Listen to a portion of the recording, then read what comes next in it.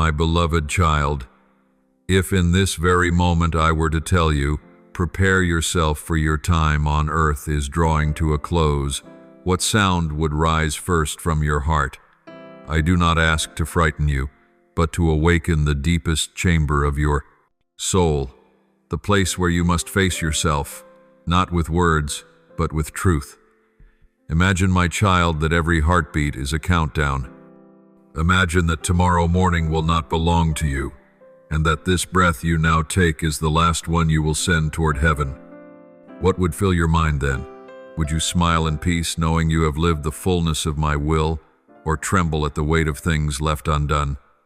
You have walked through many seasons and endured many trials, but have you truly lived or merely existed? You have gathered, planned, dreamed, and waited. Yet have you paused to realize that every plan and desire has meaning only because I granted you another day? You often say, "Tomorrow I will pray more. Tomorrow I will love better. Tomorrow I will make things right." But I ask you, what if tomorrow never comes? What if the words of apology remain trapped inside your chest, or the forgiveness you withheld still lies buried beneath pride? What will you carry with you when you step into eternity? I speak these words not to cast shadows, but to tear away illusion. You do not own time. You are only entrusted with it. Every moment is a jewel of immeasurable worth, yet humanity often lets these gems slip through their fingers while chasing what cannot endure beyond admiration. Look around how many live as though they will never die. They build reputations, expand possessions, and call it achievement. But when the soul departs, none of these things follow. Only one treasure remains: the heart that was given to me. All else returns to dust. My child, life is not measured by breath, but by the awakening of the soul. Many live long years while their spirit sleeps in comfort and apathy. Yet some live but a short time, and every moment burns like a torch illuminating darkness around them. I do not count days as humans do. I count love, surrender, and faith refined through trial. You may live 100 years and never truly live a single day, or live one day and fulfill the meaning of an entire lifetime. Ask yourself, what does your life belong to? Are the hours you give to me still a joy, or have they become a habit? Are you clinging to what is temporary, as though it were eternal, while letting go of what holds everlasting value? You clutch resentment like treasure wear, pride like a royal robe hoard, worry as if it were wealth, yet forget that such things weigh down the soul until it cannot rise when heaven's call resounds. I do not want to see you bound by these chains. I long to see you free. Free to love, to forgive, to rejoice, to live, as though this very day were your last chance to give me your all. Have you ever stopped to gaze at the night sky, watching the stars silently shine through the darkness, and wondered, if this were the last time I beheld this sight, how would my heart feel? So many live, without noticing the beauty of the thrive, present until it is about to be taken away. They always believe there will be time, but time never promised to wait. That is why I say, be awake, not because death is near, but because true life is calling.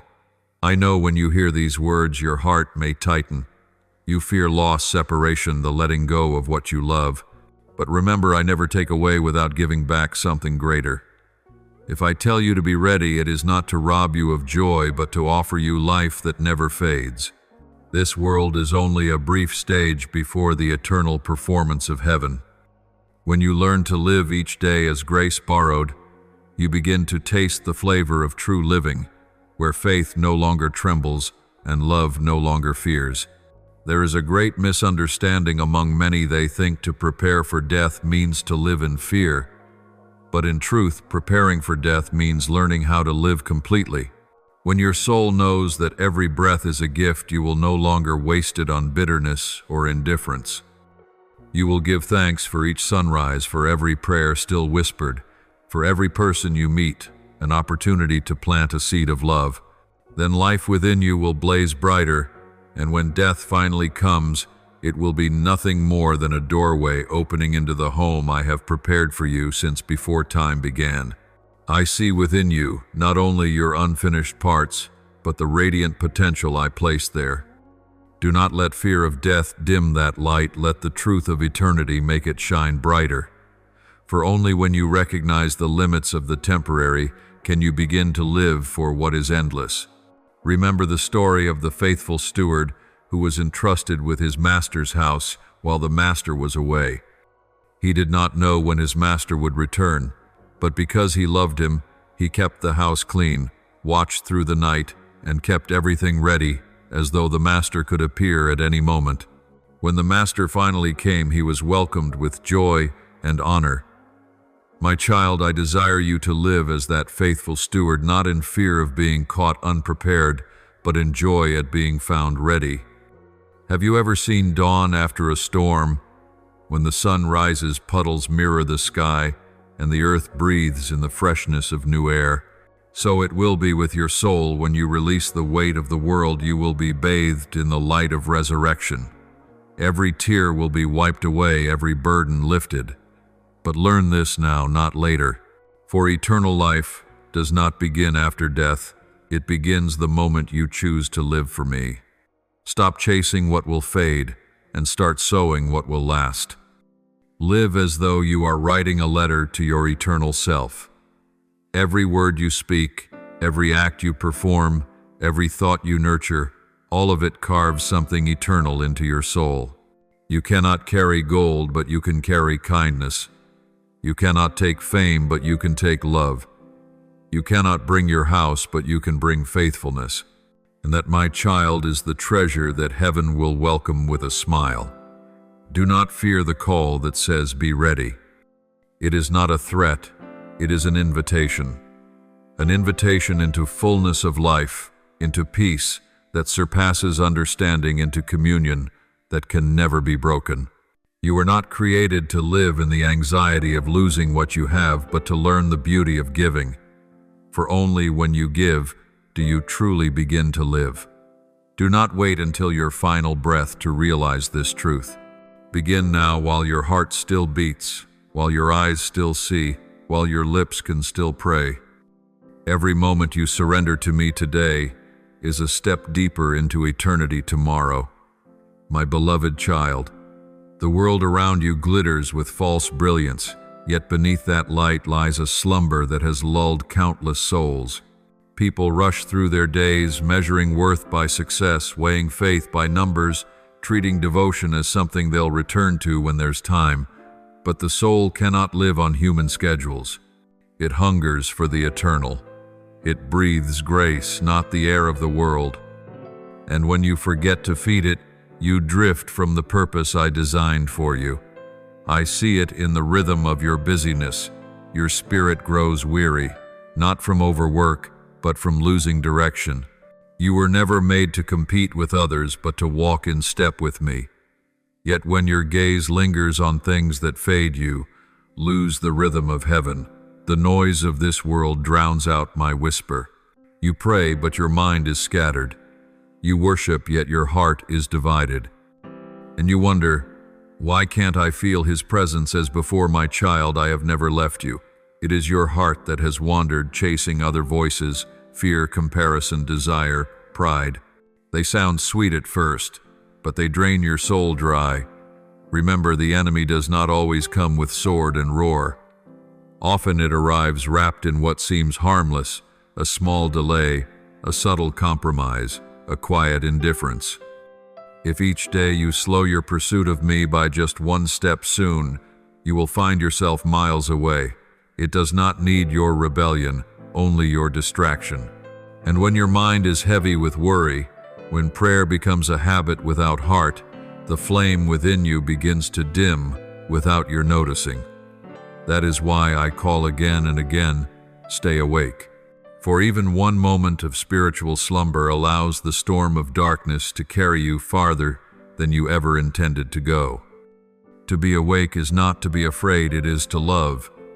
The awakened one does not live in anxiety, but in the awareness that every breath carries eternal meaning. Do you remember what I said in Matthew 2:5-13? Therefore keep watch, because you do not know the day or the hour. That was not a warning of fear, but a tender call from the one who knows human frailty. I do not want you to be caught by darkness, but welcomed by light. To stay awake is to live every day as though you are about to see your Father's face, not trembling, but rejoicing to be home.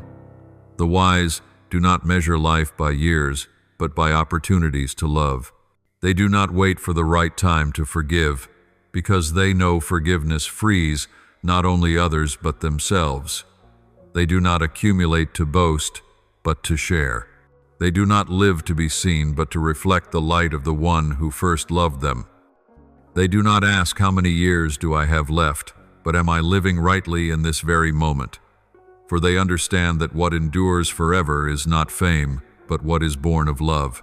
My precious child, I know your heart once held great dreams, and I placed them there, yet sometimes those very dreams have made you forget their source. Every calling, every mission, every longing becomes a burden when separated from my presence. I never meant for you to be crushed under the pressure to achieve when all I ever desired from you was love. The world teaches that success is when you are praised. I tell you, success is when you hear me say, "You have pleased me." And that can happen in secret, unseen, and unsung. Do not think I look only at great deeds.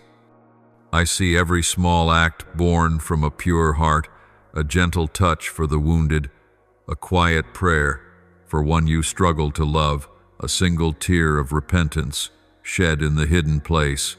The world will forget, but heaven remembers. This is true watchfulness, to live each moment aware that I am with you and that nothing done in love is ever lost. Have you wondered why I keep saying, now is the day of salvation? Because every moment you delay, the enemy claims more ground in your heart. It does not need to turn you against me only to make you wait one more day.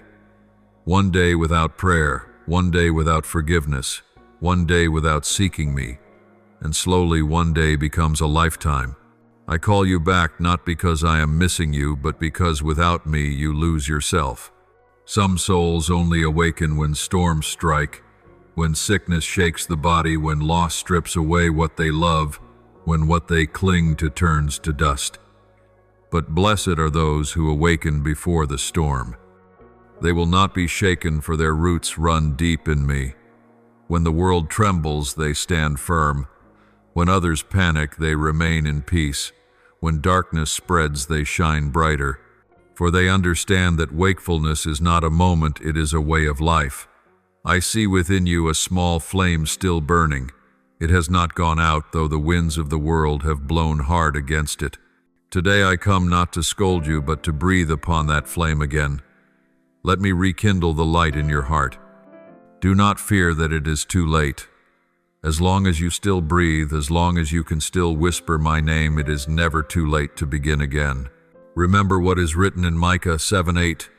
Though I fall, I will rise. Though I sit in darkness, the Lord will be my light. My child, this promise is yours. I do not look at the number of times you have fallen. I see the desire within you to rise, and know this being awake is not merely waiting for my return, but allowing me to live through you today. True wakefulness makes you kinder, more patient, more gentle, for you realize that every soul around you is also the object of my love. It quiets judgment for you. Remember how deeply you were forgiven. It silences comparison, for you know that in my eyes no one is left behind who chooses to return. This is the fruit of the awakened soul. It is no longer shaken by what happens outside, because its roots are anchored deep in love. And love, unyielding, fearless, eternal, is what keeps the flame alive until the day you finally see me face to face. My beloved child, I say these things not to make you live in austerity, but to set you free. Free from the burden of proving yourself, from the fear of being forgotten, from the chains of perfection. You do not need to become great to be loved. You only need to be real. When you live truthfully, my light will naturally flow from within you. Then, without preaching many words or displaying piety, your life itself will become the most powerful sermon, the living testimony of my grace. The world is fading, values are distorted, love is sold, truth is twisted. Yet I am still searching for hearts that remain faithful souls, that bow to pray amid the noise, that stay pure when others compromise, that continue to love when wounded, that persevere when results are unseen. These are the lamps that still burn in the night, and I am calling you to be one of them, not because I need your strength, but because through you the world will still see hope. So do not fear when I say, be ready. It is a word reserved for those chosen to stand firm in uncertain times. Let your heart be soft like soil turned over for new seeds, that my word may take root deeply. Keep your lamp burning, for the night is almost over and dawn is near. Live as one who has already heard the call from eternity, preparing to respond with all your heart. Here I am, Lord. Remember this, my child, readiness is not about waiting for death. It is about living fully in the light of true life. When someone knows their breath belongs to me, they no longer cling to what fades, for they have found what endures forever. They do not fear losing, for they know that nothing is ever truly lost in me. Everything I take, I restore in a more perfect form. True readiness does not begin with fear, but with love, love that steadies you even when everything else shifts. Think of a child resting in its mother's arms. Though the wind howls outside, it remains calm, not because the storm has ceased, but because it knows it is held. So it is with the ready soul. Life does not become easy, but peace becomes unshakable. I do not call you to seek safety in the world, but to find refuge in me. For I am your dwelling place, your strong tower amid every uncertainty. The readiness I speak of is not about packing for departure, but about keeping your soul surrendered. It does not demand perfection, it asks for honesty. Honesty in weakness, in prayer, in love, in repentance. I do not seek the flawless, I seek the transparent. For wherever there is truth, there I dwell. A sincere heart, even cracked and scarred, reflects my light more clearly than a polished gem that hides its depth. My dear one, I have seen you striving to prove your worth, eager to do great things, to serve tirelessly, to make an impact. These are good desires, but I want you to know I do not love you for what you do. I love you for who you are. If you were to cease every labor today, my love for you would remain unchanged. That is the foundation of true readiness, to rest in the unshakable truth that you are loved unconditionally. From that place you can live, work, and serve, not for acceptance, but because you are already accepted. Some ask, how do I know I am truly ready? And I say you will know when your heart no longer hides from the light. When you can let me shine into every corner without fear of judgment. When you can kneel without excuses, cry without shame, and rest in my arms without pretense, then you are ready. For readiness is not born from your effort, but from trust. Trust that my grace is enough. As the psalmist prayed in Psalm 1392-324, search me, O God, and know my heart. Test me and know my anxious thoughts. See if there is any offensive way in me, and lead me in the way everlasting. That prayer, my child, is the song of the ready soul, unhidden, unresisting, desiring only to walk in my eternal way. When you learn this, death will lose its sting. For those who belong to me, death is no punishment, it is completion. It is not an enemy, but a doorway home. True readiness removes the fear of that moment and replaces it with longing, like a traveler glimpsing the lights of home after a long journey. And while you wait, you do not sit idle.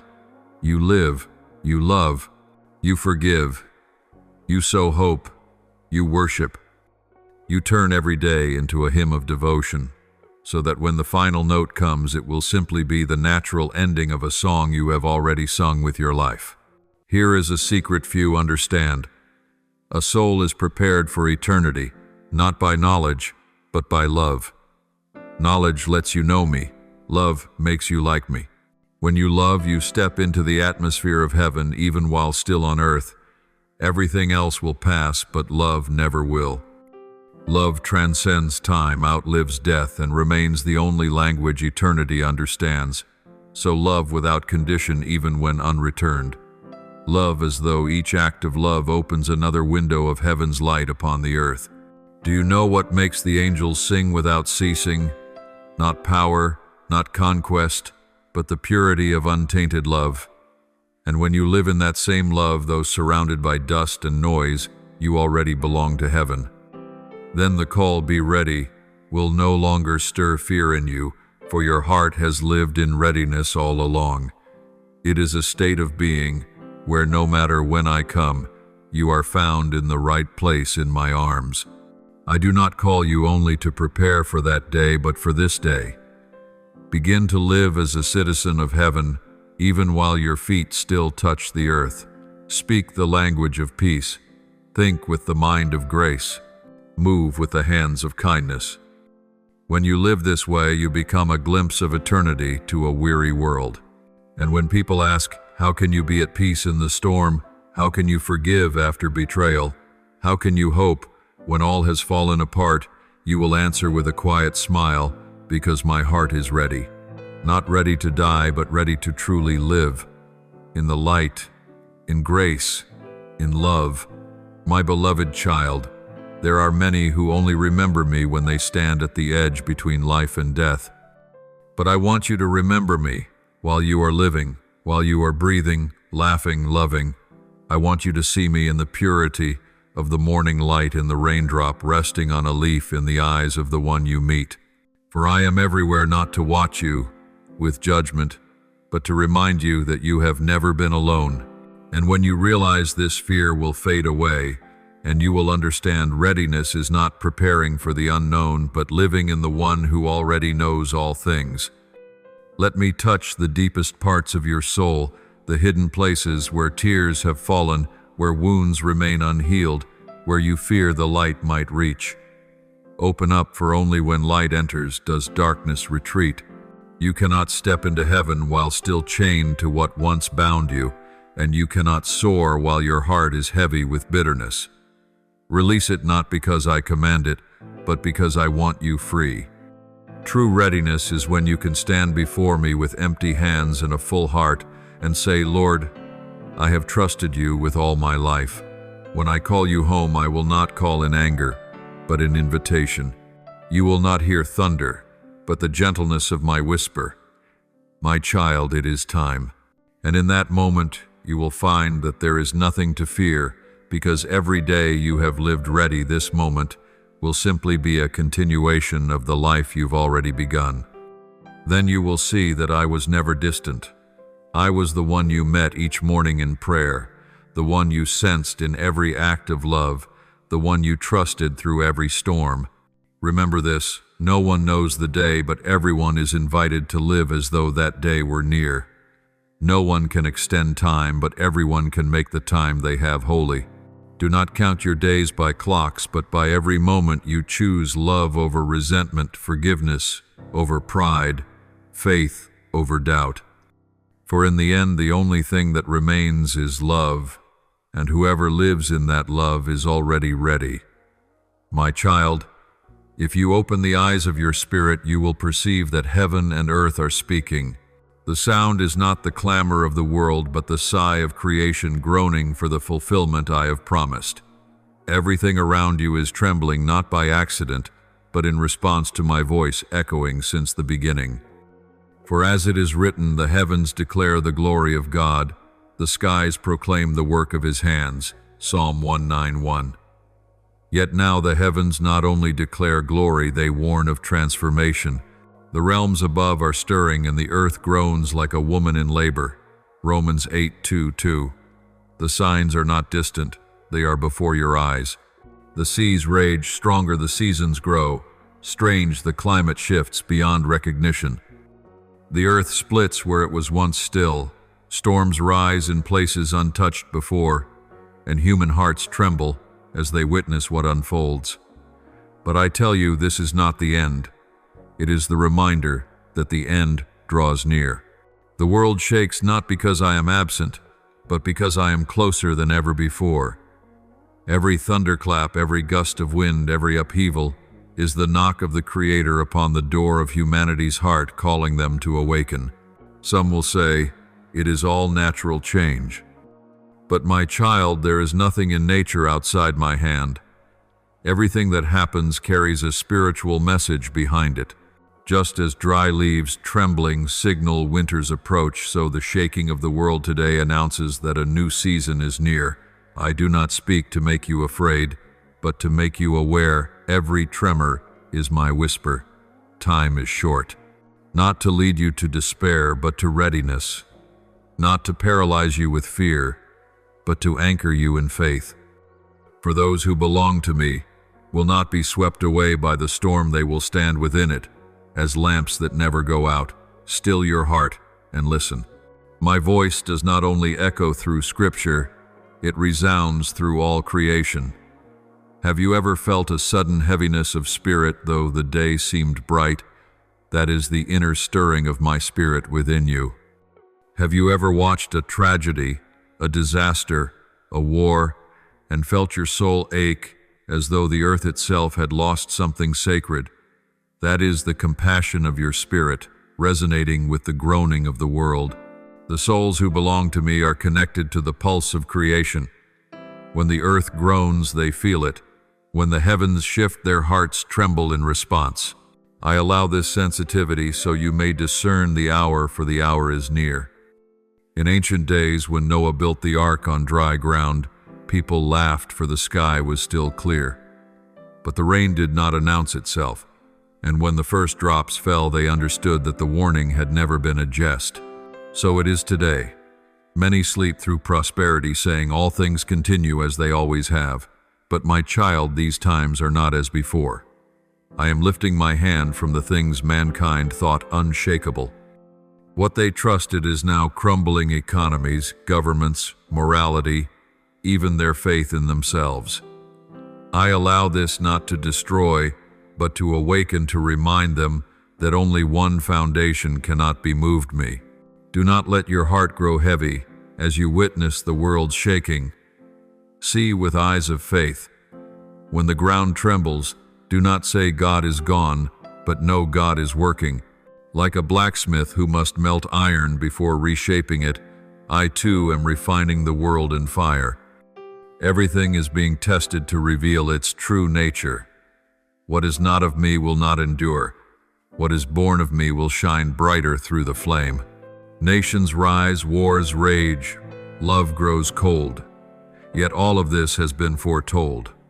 But amid the chaos, I am raising a new people, a generation that knows my voice and walks in truth. They will not be shaken by fear, nor seduced by deception. You are called to be part of that generation, one that no longer views the world through human lenses, but through the eyes of faith. A generation that does not flee from darkness, but shines within it. Be among them, my child. For when the world trembles, the light within you will matter most.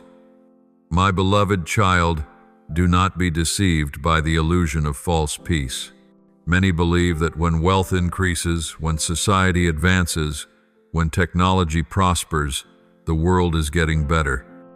But my child, artificial light can never replace the Sunday. In the same way, human security can never replace my protection. When I withdraw my breath from a nation, no matter how powerful it seems, it collapses in a moment. For no empire can stand unless it is built upon righteousness. I am causing the heavens and the earth to resound, not to destroy, but to awaken. This is the trumpet of awakening. This is the bell of the final age, not to make you afraid, but to realign your soul. Ask yourself, am I building my house upon sand or upon rock? For when the storm comes, the foundation will be revealed. Those who build upon fame, position, or power will fall, but those who build upon my word will stand firm. As it is written, heaven and earth will pass away, but my words will never pass away. Matthew 2:4-5. I do not want you to live in fear of the end times, but in the honor of witnessing my plan being fulfilled. When darkness increases, it is then that my light burns brightest. When humanity despairs, it is then that my grace shines most gloriously. And when the world breaks apart, it is then that my people are restored in power. You are living in a time the prophets long to see. So do not fear, stand firm. Fix your eyes, not on the shaking, but on the one who commands it. Look deeper, my child. Behind every event, every crisis, there is a great spiritual movement. I am separating light from darkness, truth from lies, faith from doubt, and in this process, hearts will be exposed not to condemn, but to give them a choice once more. You must understand that this era is not only a season of testing, but of opportunity, an opportunity for you to step out from the crowd that sleeps and become a voice of awakening amid the noise. Do not fear when I tell you the world is changing. Every prophecy is being fulfilled not to frighten you, but to remind you that I still reign. The sun may dim, the moon may turn red, the seas may rise, but my throne remains unmoved, and those who belong to me will be held safely in my hand. So lift up your head, for your redemption draws near. Listen not with your ears, but with your heart. See not with your eyes of flesh, but with the vision of your spirit. For heaven and earth are speaking together, and their message is not. It is over, but it is time. Time for mankind to return to the Creator. Time for the children of light to arise. Time for me to restore all things. My child, the world is crossing a threshold never seen before. Everything is being divided not only between good and evil, but between the true and the false, the light and the dark, the believing and the doubting, the spiritual and the worldly. I am shaking the nations to reveal what can stand and what is only an image. As it is written in Hebrews 1:2-7, the things that can be shaken will be shaken, so that what cannot be shaken may remain. This is now unfolding upon the earth. The structures men once trusted are crumbling. The systems they worshipped like idols are collapsing under the weight of their pride. I have been patient, giving humanity time to repent, but now the trumpet has sounded. Nations stand at the threshold of choice to bow before me or to exalt themselves and fall. There is no gray ground, for in these final days light and darkness can no longer coexist. Every soul will be revealed for what it truly is. What once hid beneath religion will be exposed. Those who once seemed strong will be scattered by the wind of testing. But the humble, those who depend on me, will stand firm like trees planted by streams of living water that do not wither even in drought. The divisions you see in the world are not merely political or ideological, they are spiritual. Forces are being separated according to their true nature. The spirit of deception is rising, cloaked in the garments of virtue, speaking of freedom, yet bringing chains. Meanwhile, the spirit of truth, humble, pure, and loving, is rejected, mocked, and labeled outdated. But do not be surprised, my child. Light always exposes darkness, and those who dwell in darkness will hate the light for fear of being revealed. I warned long ago through my prophets that a time would come when people will call evil good and good evil, who put darkness for light and light for darkness. Isaiah 5:20. That time has now arrived. Humanity celebrates deceit and despises truth. They exalt sin as identity and dismiss holiness as extremism. But I tell you, the words they speak will one day rise up to judge them, for the language of the world has become a weapon against truth. Only those who anchor their souls in my word will remain unshaken in this global delusion. My beloved, understand this: when I allow division, it is not to destroy, but to purify. As a farmer winnows the grain, I am winnowing the world. The true grain will fall into my barn. The chaff will be carried away by the wind.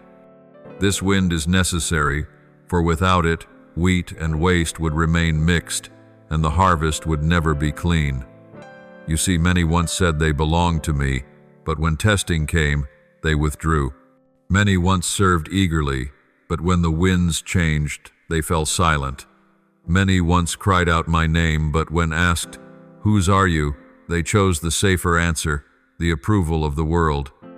Yet even now I am searching for those who will not bend, who will not trade truth for comfort, who will not fear to stand in the light. For the shaking has begun, but for those whose roots are in me, it will not be their undoing. It will be their unveiling. My child, I am searching for the faithful, for souls who dare to speak truth when lies abound, who dare to love in the midst of hatred, who dare to stand firm even when standing means standing alone. This is not the age of the crowd, it is the hour of the few. As in the days of Gideon, when only 300 men remained, yet I used them to overthrow a countless army, so now I will use a remnant, the pure in heart, the humble in action, the steadfast in faith. They will not wield swords of iron, for their weapon is truth, and I myself will be their strength. Across the nations, the shaking continues. Leaders search for peace, yet find none because they do not seek me. They speak of justice, yet live unjustly. They call for unity, yet harbor division in their hearts. Therefore the treaties of men will crumble to dust, but my covenant will stand forever.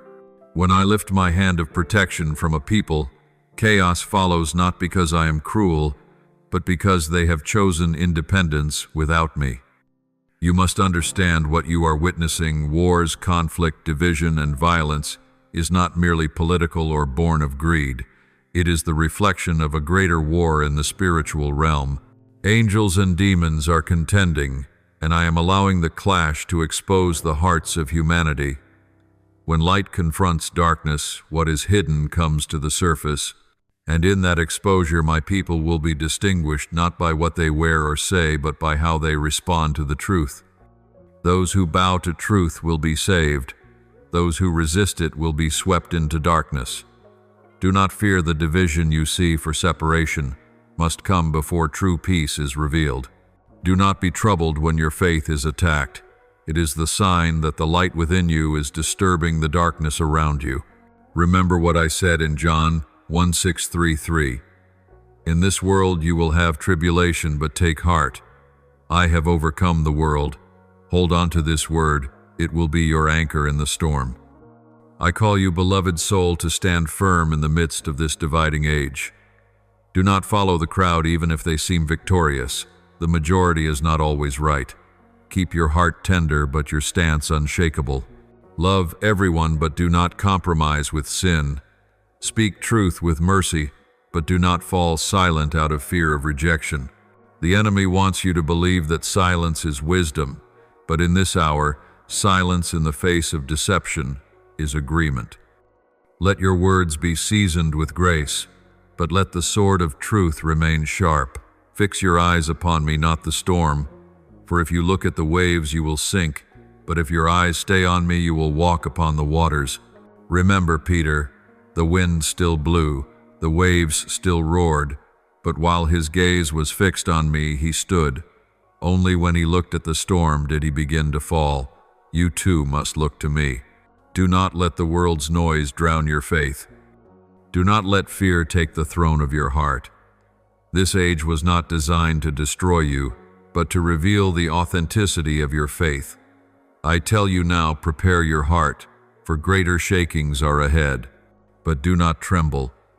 Just as trees grow deeper roots when the wind blows harder, your faith will grow stronger in the days to come. You were born for this time. You are not an accident in history. You are part of my divine design. I have chosen you to stand amid a generation gone astray, and to illuminate it with the light I have placed within you. The world will continue to quake, but my people will stand. Nations will search for answers, yet only in me will they find them. And when confusion reaches its peak, I will speak, not through thunder, but through the hearts that have learned to listen.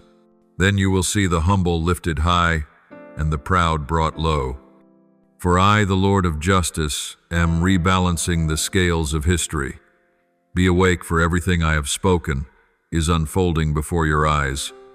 Do not let your heart sink into fear, but let it burn with hope. My light does not fade no matter how thick the darkness grows. When you hear the nations roar and see the world divide, know that my coming draws near. The darkest night always precedes the dawn, and that dawn, the day of my return, is very near. My beloved, as the darkness deepens over the earth, the light within my people will become unmistakable. Every faithful soul is like a small lamp in the night, fragile in appearance, yet carrying the power of heaven within. I have poured into you precious oil, faith, love, and endurance. Do not let that oil run dry, for the days ahead will test everything you claim to believe. In Matthew 2:5-113, it is written of the 10 virgins, 5 wise kept their oil full, while 5 foolish let theirs run out. When the midnight cry came, behold, the bridegroom is coming, only those who were ready entered the feast. Let this story be a mirror for your generation, for that cry will soon echo again, not in parable, but in reality. The oil I give cannot be bought with money or learned by intellect. It is refined through time, through trials, through tears, and whispered prayers in solitude. It is born only of genuine communion with me.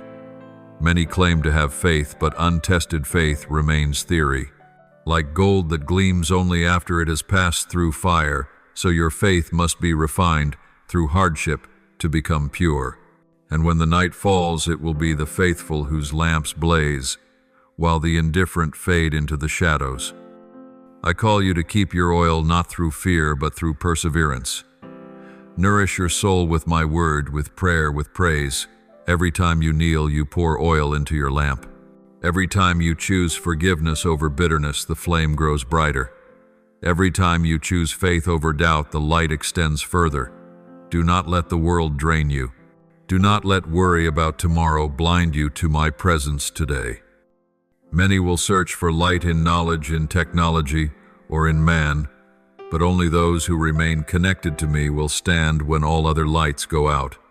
Remember, this child night does not come to destroy the light, but to reveal it. When chaos surrounds you, that is when I will make your light shine the farthest. A lamp is only useful in darkness, so your soul was designed to shine in this dark generation. Do not fear the night, it cannot define you. It merely serves as the backdrop against which my glory in you becomes visible. The light shines in the darkness, and the darkness has not overcome it. John 1:5. That promise will never fail. As the world trembles and hearts grow faint, there will still be those who remain at peace. Their peace does not come from a lack of trouble, but from knowing that the one within them is greater than any storm. They will hear bad news and not be shaken, for they know who governs history. They will see division and still choose love. They will see war and still sow peace. They will see injustice and still live righteously. These are my people, the keepers of oil in the night. The world may not know their names, but I do. The world may not honor them, but heaven is writing their names in the book of life. Hear me, child, faithfulness is not measured by success, but by endurance. I do not require you to do great things, I ask that you do not give up. Keep praying even when answers seem delayed. Keep loving even when it is not returned. Keep believing even when you cannot see. For I measure faithfulness not by what you achieve in the light, but by every step you take through the dark. When you still walk, still trust, still love, still worship amid trial, then all of heaven rejoices. Many say, I am waiting for the Lord to come, but in truth it is I who am waiting for them. I am waiting for them to lay down their burdens, to return, to leave behind their compromises, to become ready. For when I come, I will not be looking for grand temples, but for burning hearts. I will not ask, how much did you accomplish? But did you keep the fire? My child, do not let that fire die out. Even if the wind blows hard, even if the world mocks, you do not let the light within you grow dim. Guard it with prayer, with my word, and with communion with the Holy Spirit. My child, there will be moments when you feel alone, as though your lamp is too small for such a long night. But I say to you, no flame is ever meaningless when it burns because of love. Remember, even one lamp can light up a dark room, and when those lamps gather, an entire city can shine. I am calling my people everywhere to rise to shine together, not by power or weapons, but by kindness, by integrity, by unshakable faith in me. When such souls unite in the same spirit, the world will no longer be as dark as before. I know you are tired. I know you have waited long, prayed long, believed long, and it seems as though nothing has changed. But my child, be steadfast. For as Habakkuk 2:3 says, "For the revelation awaits an appointed time. It speaks of the end and will not prove false. Though it will linger, wait for it. It will certainly come and will not delay. Every word I have spoken will come to pass in its time." When it looks to you as though everything is falling apart, that is when I am fitting it together in ways you cannot yet see. When you think you are losing everything, that is when I am making room for what is new. So stand firm. Do not fear the storms. The stronger the wind, the deeper your roots will grow. And remember, the oil you keep is not only for yourself, it is to light the way for other wandering souls. Many around you are in silent despair. They need to see hope in your eyes, to hear grace in your words, to feel love in your actions. You do not need to preach. You only need to live truthfully. When you forgive, you are preaching. When you help, you are worshiping. When you choose gentleness, you are proclaiming the kingdom. Light does not speak, but everyone sees it. Let your life speak for me. When the night is deep and the oil seems nearly gone, remember that dawn is coming. Hear my voice, arise. Shine, for your light has come, and the glory of the Lord rises upon you. Isaiah 6:01. This is your hour. This is the moment when the faithful will see my glory cover them. The darker the world becomes, the brighter my light in you will burn. When the world loses hope, the faith in you will become a pillar for the trembling. Do not underestimate your role. You are a messenger of light in the night. So keep oil in your lamp, keep fire in your heart, keep faith in your eyes. Do not let the world steal your holiness. Do not let fear extinguish your love, and do not let delay rob you of the joy of waiting. My day is drawing near, and blessed are those whom I find awake, their lamps burning, their hearts aflame. Stand firm, for you do not stand alone. All of heaven stands with you. My beloved child, there are fires people try to avoid, but it is in those very fires that my glory is revealed.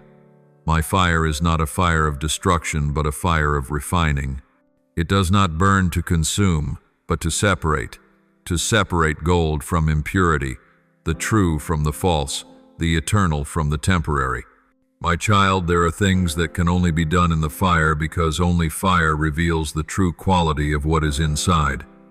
Likewise, only through testing can the true nature of your faith be revealed. Many ask me to make them strong, yet they fear the path that leads to strength. For my child, no one becomes steadfast without passing through trial. No one can shine if they have never been forged in the dark. Malachi 3:2-3 says he will be like a refiner's fire or a launderer's soap. He will sit as a refiner and purifier of silver. He will purify the Levites and refine them like gold and silver. Then the Lord will have men who will bring offerings in righteousness. Do you see, I do not stand far off while the fire burns. I sit beside the furnace, for I am the refiner. I watch the flame so it will not burn beyond what you can bear, but just enough to melt away what does not belong to me. You ask, why must there be fire, Lord? Because there are things in your heart that will not leave unless they are melted. Pride does not just fall off, it must be heated until it softens. Fear does not just disappear, it must be burned until faith rises. Resentment does not just dissolve, it must be thrown into the furnace of love until it becomes tears of forgiveness. And those ashes, when you surrender them to me, will become soil for new life to grow. You cannot carry old weights into eternity. Therefore fire is my grace sent to you, not to take from you, but to give you back your truest self-cleansed, radiant and free. Do not fear when I allow the fire to come near. I never leave the furnace when the gold is being refined. I sit there, my eyes upon the flame, my hand upon the handle. I know exactly when to stop when the gold is pure enough to reflect my face. That is the sign that the process is complete, when the refiner can see his own image in the metal. In the same way, when I look at you and see myself in your eyes, that is when the testing is complete, and you have become what I intended. These days I am allowing my people to enter the furnace together. Do not be surprised when old things collapse, when relationships are tested, when dreams are put through fire. This is not the end, it is rebirth. Just as a grain of wheat must die before it bears much fruit, so your soul must go through breaking in order to blossom. The world calls it loss. Heaven calls it purification. Do you remember the 3 friends of Daniel in the blazing furnace? They were thrown in because they refused to bow to an idol. Yet when they stood firm, the fire could not harm them, and one, like the Son of God, walked among them. Do you see, I did not stop the fire from coming, but I entered the fire with them. Their clothes did not burn, their hair was not singed, and they did not even smell of smoke. Why? Because the fire only burned the ropes, not their souls. When you walk through the fire with me, the only thing that will be burned is the chains that once bound you. So do not ask me to take the fire away, my child. Ask me to be with you in the fire. For when I am there, the fire becomes light. It will show you what you must change and what in you is precious and cannot be consumed. Those who spend their lives avoiding the fire will still live but never truly be free. Those who dare to step into it with me will come out not only delivered but carrying glory. That fire, though hot, is the very hallway that leads you into power and fullness. My child, there have been times you cried, Lord, why does everything I touch seem to break? But my child, I must allow some things to break, because they were built on weak foundations. If I do not let them break now, they will collapse later at a far more dangerous time. I allow the breaking so you can be rebuilt on what is true. I allow the loss so you can learn the value of what is eternal. I allow certain people to leave, so you will know that I alone am the one who never leaves you. The fire of testing is not meant to destroy, it is meant to shape. My beloved child, do you know why I call those whom I love my gold? Because gold cannot rust, cannot decay, and cannot dissolve in water. Yet gold only reveals itself when the ore is burned. So when you face pain, do not think you have been abandoned. You are simply being separated from the meaningless rock so that the true light within can emerge. Every tear you shed in faithfulness is liquid gold being refined. Every silent prayer is a spark forming amid the ashes. You cannot yet see the whole picture, but I can. And I promise you a day will come when you will look back and realize that not one tear was wasted. As it is written in 1 Peter 1:6-7, though now for a little while you may have had to suffer grief in all kinds of trials, these have come so that the proven genuineness of your faith, of greater worth than gold which perishes even, though refined by fire, may result in praise, glory, and honor when Jesus Christ is revealed. You see, even gold perishes, but faith refined by fire endures forever. That is what I am forming in you, a faith so resilient that no storm can extinguish it. Do not ask me when the fire will cease. Ask me what you are meant to learn in it. For when the lesson is complete, the fire will go out on its own. But if you flee, you will return again one day, for I love you too much to let you remain unfinished. Every season of trial is a layer of refining, moving you from surface faith to deep-rooted faith. And only when you can praise me in the midst of the fire will you know what true freedom is. My child, some walk through fire and come out bitter, while others walk through fire and come out pure. The difference lies in where they look. If they look at their pain, the fire burns them. If they look at me, the fire refines them. Choose to look at me, for in my presence fire becomes light and ashes become gardens. You cannot escape refinement, but you can decide who you will become through it. When everything seems to be collapsing, remember my words. This is not the end, this is the fire of beginning, for I am preparing you for something greater, deeper, and holier. My fire does not merely change circumstances, it transforms essence.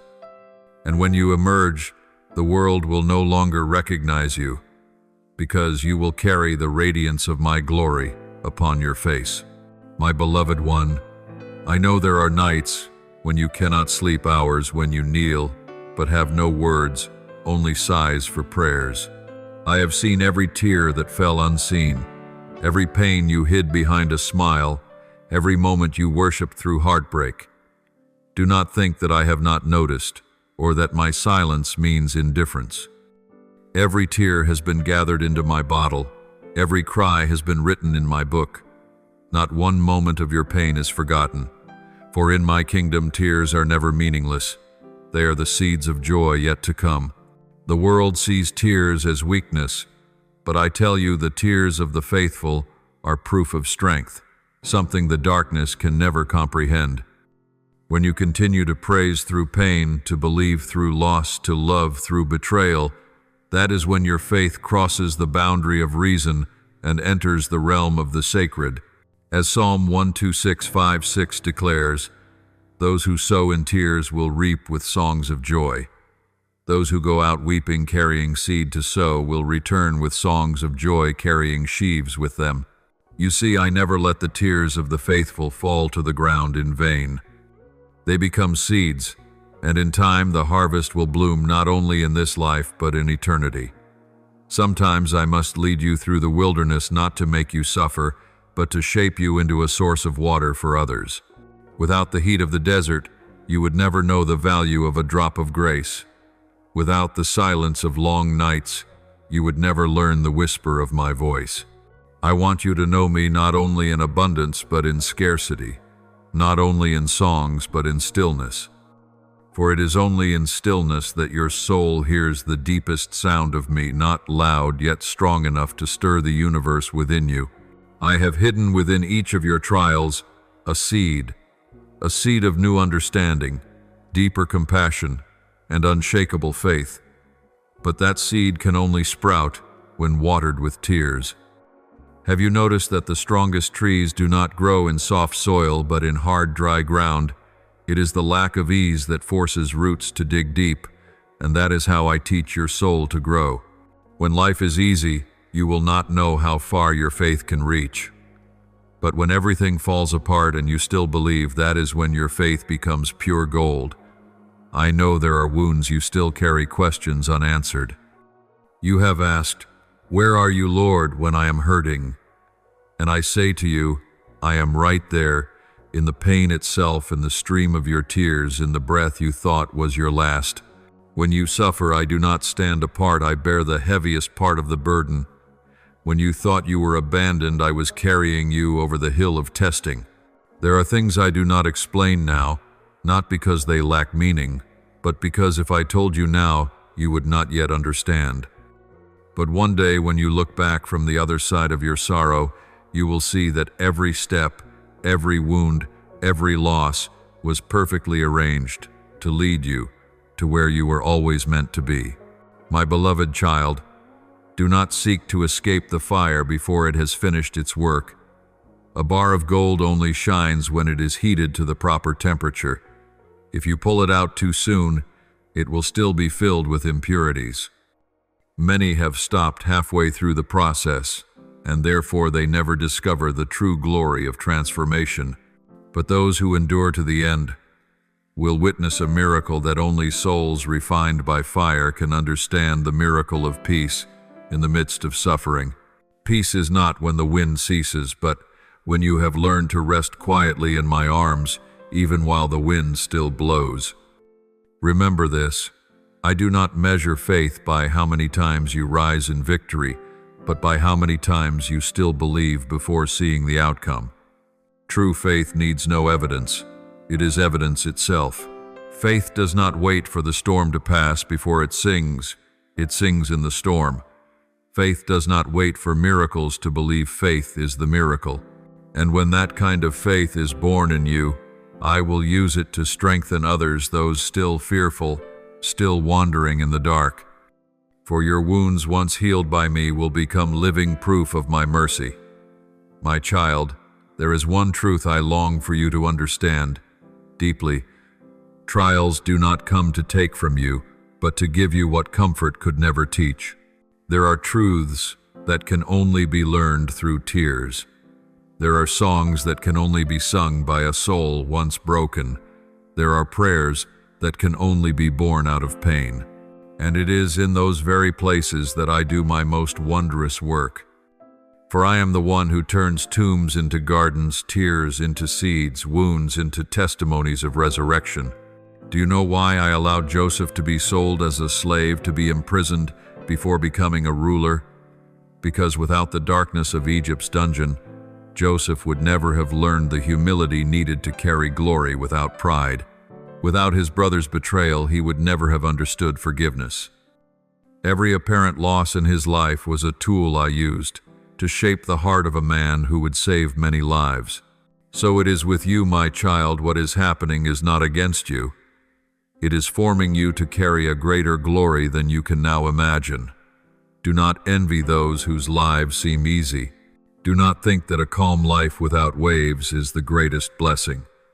True blessing is when you are chosen as an instrument in my hand, and that always requires fire. But take heart, for I am the one who controls the flame. It will never exceed what you can bear, and it will last only until my work is complete. When the gold shines, I will draw it out. When your faith becomes strong enough to reflect my light, the trial will end. Let your tears soften your heart, but do not let them weaken your faith. Let sorrow shape you, but do not let it break your spirit. Let loss teach you to release, but do not let it steal your hope. For I am in the process, and my ending is always resurrection. When a seed is buried, it seems dead, but in that darkness, life is beginning to sprout. So too, what you think has ended is merely the beginning of something new. One day you will step out of this fire carrying not the scent of smoke, but the fragrance of heaven. Then others will look at you and ask, "What kept you standing?" And you will lift your eyes and say, "My Lord, He was with me in the fire." You will know then that none of my promises were ever delayed, and that every tear has become a radiant gem in your crown, my beloved. When the fire has consumed all impurities, only pure gold remains. And then I say, "Enough, O my flame, withdraw." For in the ashes I have found what I was seeking, a people made pure, a generation that has learned humility through tears, compassion through suffering, and steadfast faith through fire. My child, even now that people are rising not with loud shouts but with quiet strength, not with the weapons of the world but with the power of the Spirit. Those once broken are being restored. Those whose souls were shattered are being healed. Those who thought they were forgotten are now radiant with the light of my presence. For the fire does not only destroy, it gives birth. It does not only burn, it illuminates. Out of the ashes I am calling forth a new people, the people of faithfulness. They are not defined by title or nation, but by my seal upon their foreheads. They do not live for applause, but to glorify my name. And they are the proof that when all old things pass away, my new creation begins to rise. I have not abandoned my people in the fire. I am birthing them within it. Just as iron is forged into a sword in the furnace, they are being transformed to carry the authority of my kingdom. Every prayer they pray becomes an arrow, every act of love a strike against the darkness. They are the ones who no longer fear, for they have seen the fire and were not consumed. They are the ones who no longer waver, for they have passed through storms and still stand.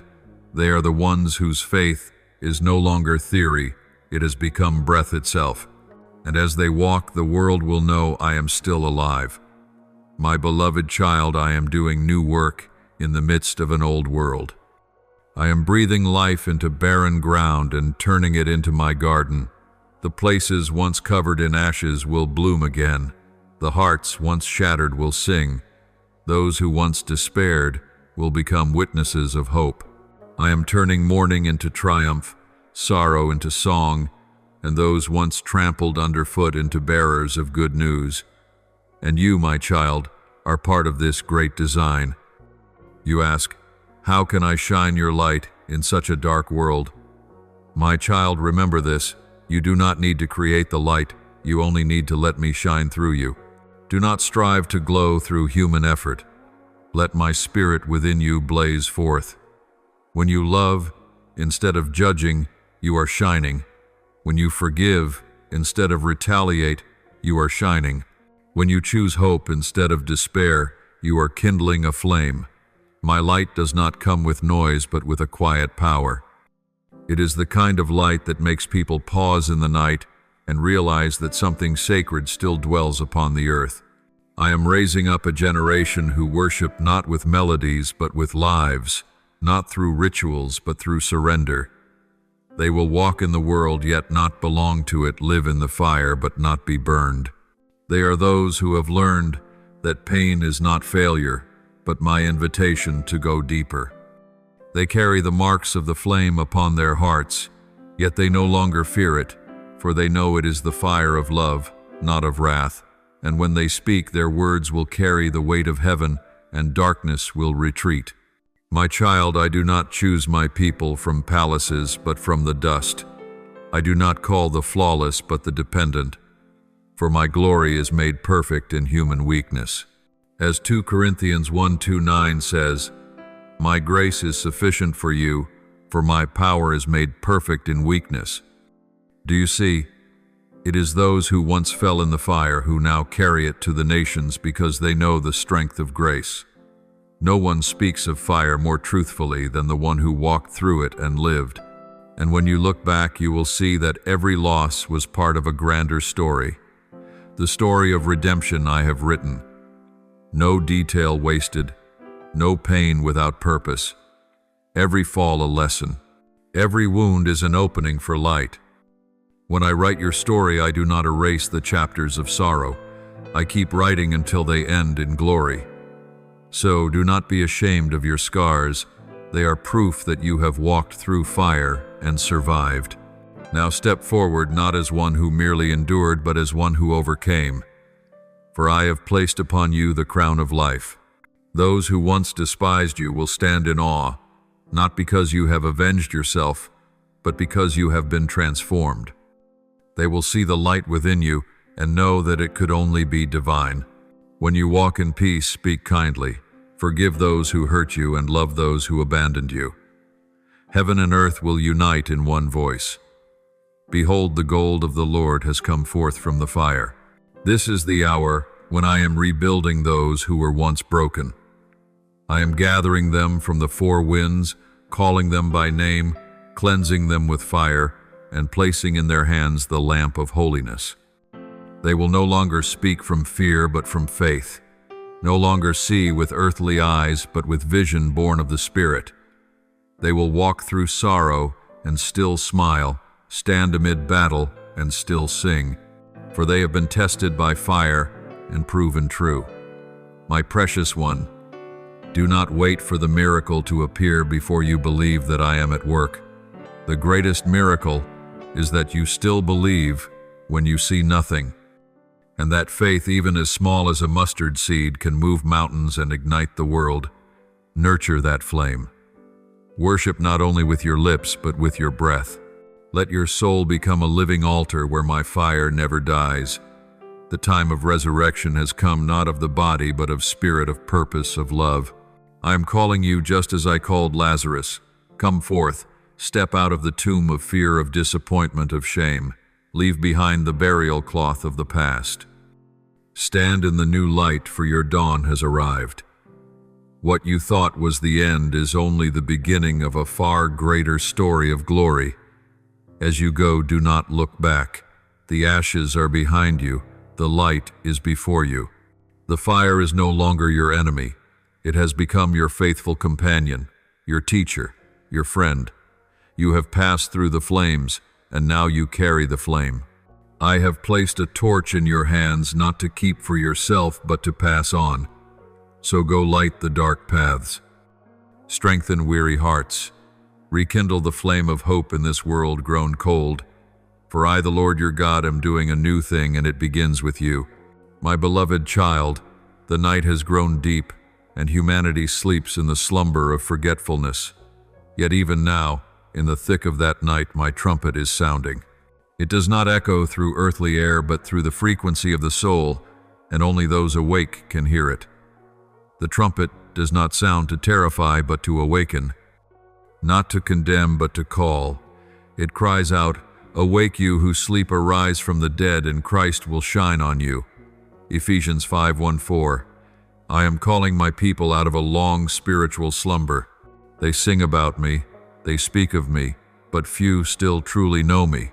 They build programs yet forget my presence. They honor my name with their lips, but their hearts are far away. Many think they live, but in my eyes they sleep, not the sleep of the body, but of the soul, where light has dimmed through compromise, and the voice of the Spirit is drowned beneath the noise of the world. My child, I do not speak these words to scold, but to awaken, for time is short, and my harvest is near. But how can I send workers who are asleep? How can light shine if the lamp has gone out? Hear me, this is the hour of awakening. This is the moment your soul must rise, shake off the ashes and rekindle the flame. There were once those who burned brightly for me, who wept for lost souls and gave everything for my kingdom. But slowly, their hearts cooled. Busyness replaced intimacy. Activity replaced prayer. Applause replaced stillness. They still serve, but they no longer seek. They speak my name, but no longer hear my voice. They are like lamps, still glowing, but running out of oil, working for the kingdom, yet forgetting the king. So now I am blowing the trumpet to call them home. The sound of my trumpet is not confined to sermons or songs. It resounds in the shaking of the earth. Every upheaval, every crisis, every sign in the heavens is an echo of that trumpet declaring, "Stop, look up, awake." Yet many rush with the rhythm of the world unaware. They walk toward the cliff's edge. Humanity builds towers, yet loses its soul. Cities expand, hearts shrink, wealth multiplies, peace disappears. I am calling you not only to hear, but to become a trumpet for others. Let your voice, your life, your words echo my call to awaken. The world does not need more noise. It needs truth. It does not need more preachers. It needs those who live what they say. It does not need artificial light. It needs souls burning with the oil of the Spirit. I am choosing a people who will not sleep through the darkness, people with ears to hear and hearts to respond. They will not be seduced by success, nor shaken by suffering. They live not to be seen, but to make me seen through them. These are the awakened ones, those who know the times. They do not follow the voice of crowds, but the trumpet of heaven. Blessed are those who hear and respond, for they will be the first to see my glory descend. I know you are weary. I know your soul sometimes feels lost amid the world's clamor, but do not let my voice be drowned out. Step away from the crowd. Return to the quiet place where you once heard me whisper your name. I have not changed. You need only turn around. Like the father who ran to meet his lost son, I am waiting for you, not with a rod, but with open arms. My trumpet does not sound to condemn, but to say, "Come home, my child." Do you remember my words in Revelation 3:2? Wake up and strengthen what remains and is about to die. I speak this over a generation, one that once carried light, but now bears only embers. Yet know this, one breath from my spirit can make ashes blaze again. No flame that ever belonged to me is truly extinguished. No soul is too far to be called home. No heart is too cold to be rekindled. I am sounding a trumpet through the earth, not one of alarm, but of hope. It proclaims that dawn is coming no matter how long the night. It calls the fallen to rise, the silent to speak, the fearful to stand bold. For my appointed time has come, and those who hear will enter my harvest. Fear not, I do not seek the flawless, only the willing. My trumpet resounds across borders, through nations, through religions, through every wall of prejudice. It calls every soul, great or small, strong or weak, rich or poor, to return to the Creator. For the day is near when every knee will bow and every tongue will confess that Jesus Christ is Lord.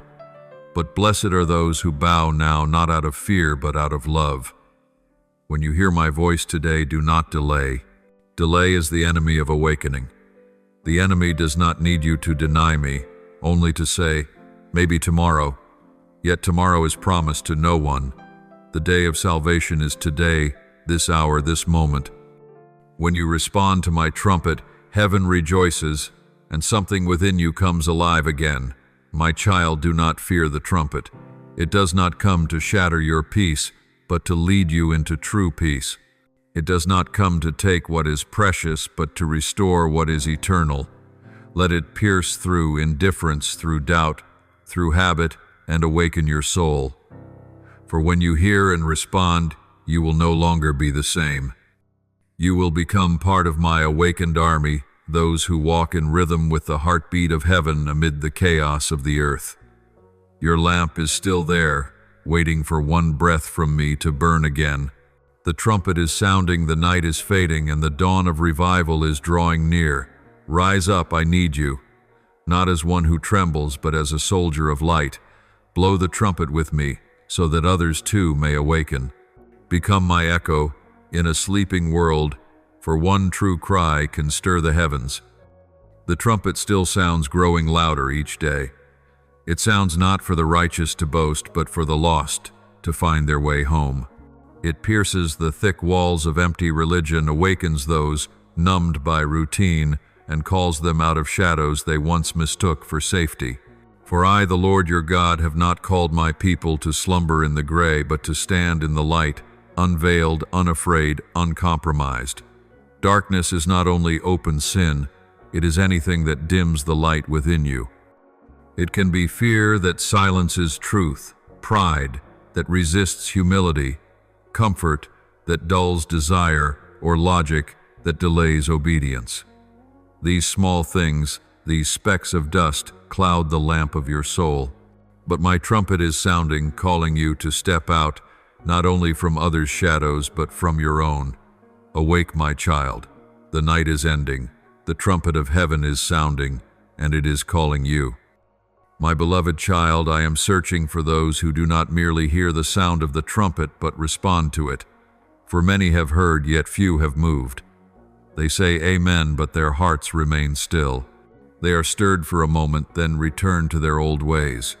But my call, my child, is not to stir emotion, it is to spark transformation. I am not seeking tears that fall upon pillows, but feet that rise and walk into the light. The time has come for my people, not merely to speak of revival, but to become revival. Look closely. Countless souls dwell in the gray zone where they believe in me yet cling to the world, where they sing of my kingdom yet live by the systems of earth. They desire my blessings, but not my holiness. They seek my protection, but not my lordship. They welcome my comfort, but resist my correction. But I declare to you, the hour of separation has come. Just as I once divided light from darkness, so now I am distinguishing those who truly belong to me from those who only carry my name. Understand, this child compromise is the poison that numbs the soul. It deceives one into thinking all is well, even as life drains away. Each time one compromises with sin, a piece of light is lost. Like a lamp clouded with soot, the dimness comes not from the absence of oil, but from smoke that veils the flame. Yet one breath from my spirit can clear the air and make the light burn bright again. Therefore I call you, do not dwell half in light and half in shadow. Choose one side. Stand wholly in the light, For I do not dwell between two paths. As it is written in 1 John 1:6-7, if we claim to have fellowship with him yet walk in darkness, we lie and do not live by the truth. But if we walk in the light as he is in the light, we have fellowship with one another, and the blood of Jesus, his Son, purifies us from all sin. Do you see?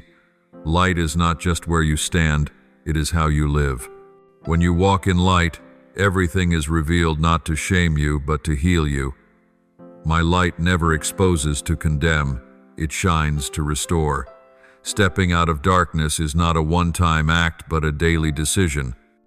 Every morning you must choose again. Today will you belong to the light or to the dark? Today will you forgive or cling to bitterness? Today will you stand firm in truth or yield out of fear? Today will you seek my presence or settle for convenience? Each choice is a battlefield, and every battle is a chance to reveal whom you serve. I do not require perfection, but I long for faithfulness.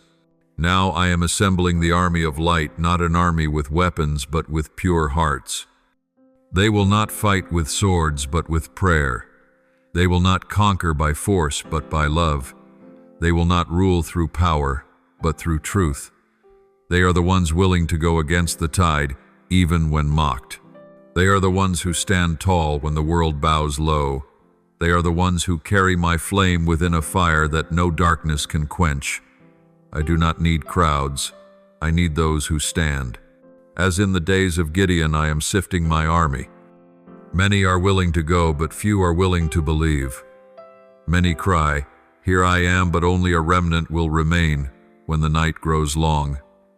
Therefore I am testing hearts, not to reject, but to refine. When storms come, only trees with deep roots stand firm. When darkness falls, only those with oil in their lamps still shine. And my child, I desire you to be among them. Do not fear being set apart. Do not tremble when the crowd no longer understands you. For true light always offends eyes accustomed to the dark. The world will not understand you, because it does not understand me. But hear my promise, blessed are you when people insult you and persecute you because of me, for great is your reward in heaven. Matthew 5:1-12. So rejoice when the world turns away, for that means you have turned fully toward the light. I know walking in the light is not easy. It reveals even what you wish to hide. But only what is brought into the light can be healed. Do not flee the light out of shame, let it cover you. It comes not to accuse, but to renew. When you let my light touch you, sin loses its power. When you let my spirit teach you, there is no more need to pretend. When you live honestly before me, you will rediscover the freedom your soul was made for. This moment, beloved, is a turning point in human history. Nations are trembling, foundations are shaking, yet in this chaos, I am raising a kingdom that cannot be shaken. It is not built of stone or brick, but of hearts united in light. Every soul that steps out of darkness becomes a living stone in my holy temple. And when that temple is complete, the final trumpet will sound no longer a warning, but a welcome. So do not linger in the gray zones of the world. Step out of everything that weakens you, away from the small compromises that eat at your soul. Walk into the full light, for I am there waiting. Do not fear loss, for whatever you surrender, for me, you will receive back 100-fold, not in wealth, but in peace, in power, in glory. For the trumpet still sounds, calling not for admiration, but for allegiance, not for applause, but for obedience. And I, the Lord your God, am searching for those who will not just hear the call, but answer. My beloved child, the night is nearly over, and the day is at hand. Cast off the garments of darkness, and clothe yourself with the armor of light. Step forward, without hesitation, for the light before you is not merely a lamp, it is me. Follow the sound of the trumpet, for my army is forming, and your place within it is waiting. When you stand among the ranks of light, you will see that no darkness is strong enough to overcome a soul that has awakened. My child, now that the trumpet has sounded, and the veil of night has been torn. I am calling my people out of hiding. This is no longer a time for fear or delay. This is the hour of mission, the hour of movement of light declared and truth revealed. The world is thirsty, not for knowledge but for life. It does not lack information, it lacks truth. It does not need more voices.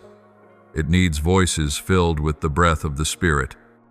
And you, my beloved one, are the one I have chosen to carry that voice to the ends of the earth. Do not think that the light belongs only to those who preach from pulpits or bear great titles in my house. Light does not require a platform, it requires a heart.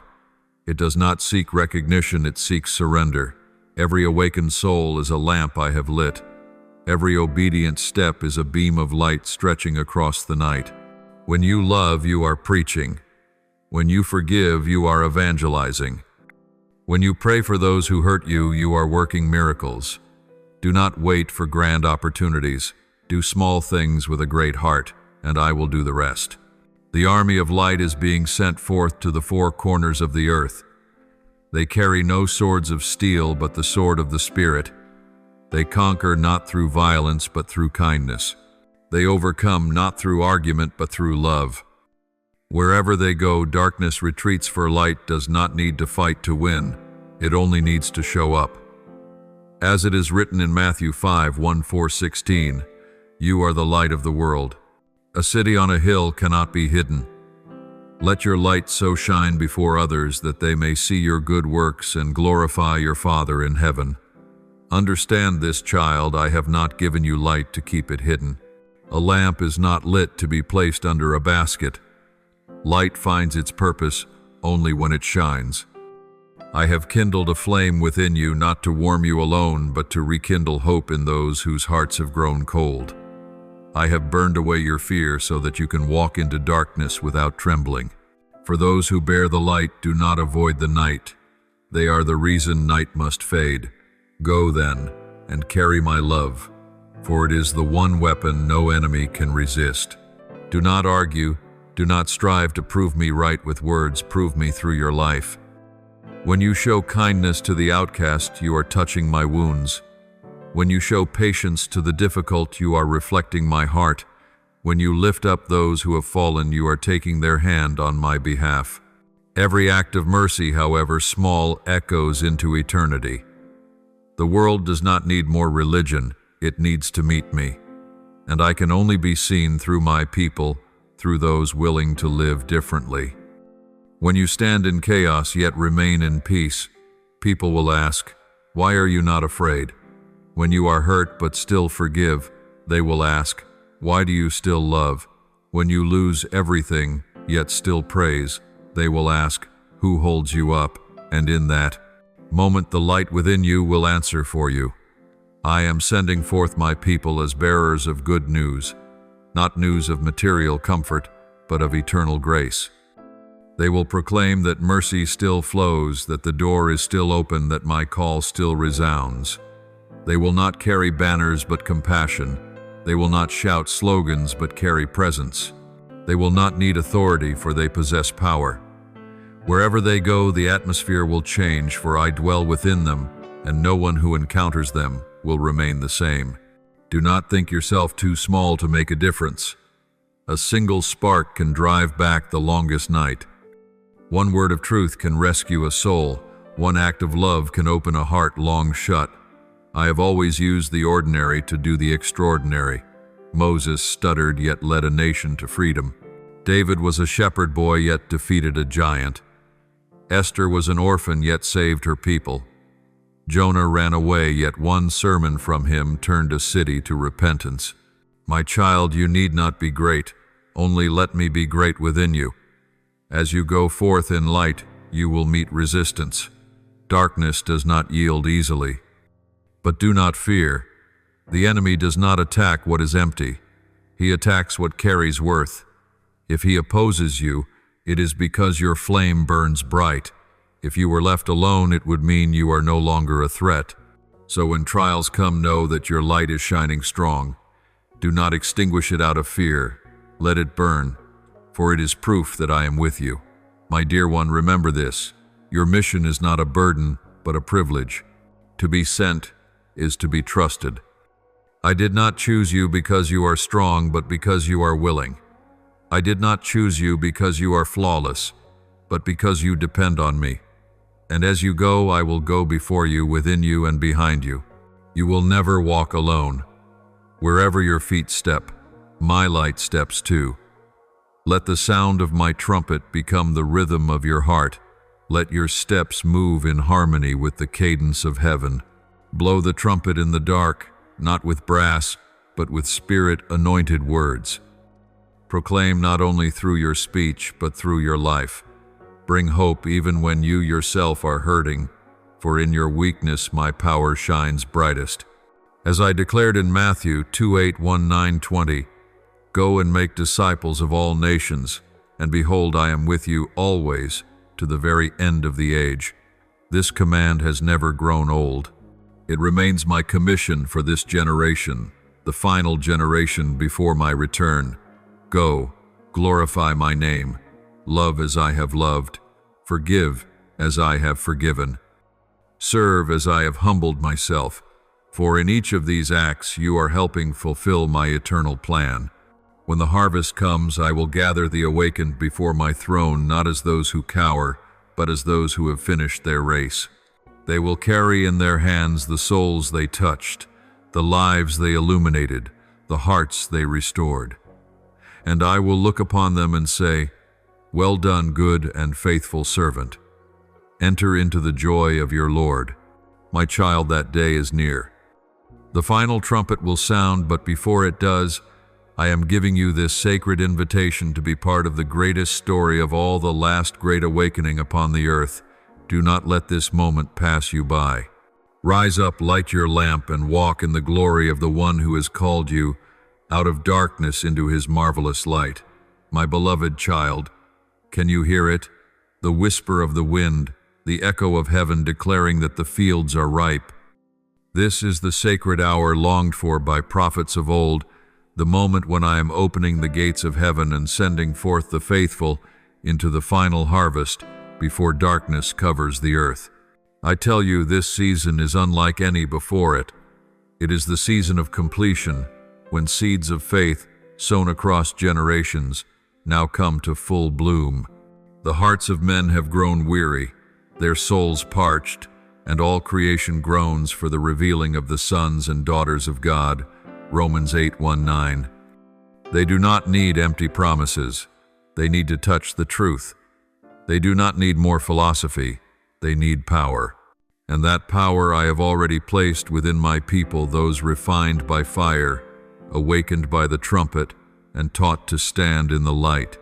Now I call them forth, for the harvest cannot wait, and souls cannot linger.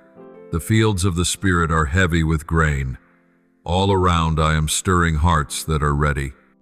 There are those you think have wandered too far, yet they are merely asleep. One word of love, one act of kindness, one spark of my light through you, and they will awaken.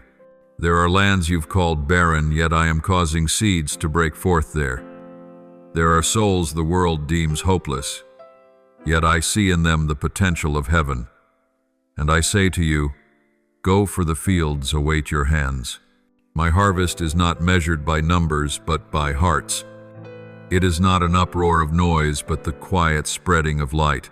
Each time you love in my name, you reap. Each time you show patience toward the weak, you reap. Each time you bring hope to a weary soul, you reap. And every soul that turns back to me becomes a sheaf gathered into the barns of eternity. Remember what I said in John 4:3-5. Lift up your eyes and look at the fields, for they are already white for harvest. Time is too short for hesitation. Many still look to the sky for signs, yet the sign is already within them. They wait for confirmation, but the stirring in their hearts is that confirmation. I do not need more reasons. I need footsteps. The harvest will not come to those who watch, but to those who walk even on dusty roads. I have heard many prayers saying, Lord, send someone to save this world, but today I say to you, you are that one. Do not wait for another. Do not wait for the perfect moment. Do not think you are too unworthy or too weak. I never seek the perfect. I call the willing. When I called Moses, he had only a staff. When I called David, he had only a sling. When I called my disciples, they had only their hearts. And when I call you, I ask for one word, yes. Do not look with eyes of judgment, but with eyes of mercy. Do not say that one is too far gone, for no one is beyond my reach. Do not think their heart is too hard, for I can make even stones cry out. Your task is not to predict who will respond, but to sow in all places. Some seeds will fall by the road, some among thorns, but others will find good soil and yield 100-fold. I ask only that you sow. I will bring the increase. This harvest will not resemble the ones before. It will be a harvest of tears and joy. Tears not of despair, but of compassion. My reapers will weep for a lost world, yet through their tears light will be born. I will pour out my Spirit upon them, so they will speak the language of love and act in the power of mercy. Through them the world will know that I live, and that I have not forgotten mankind. Do not fear your smallness amid the vast fields. Remember, I am the Lord of the harvest, not you. You need only do your part, and I will complete it.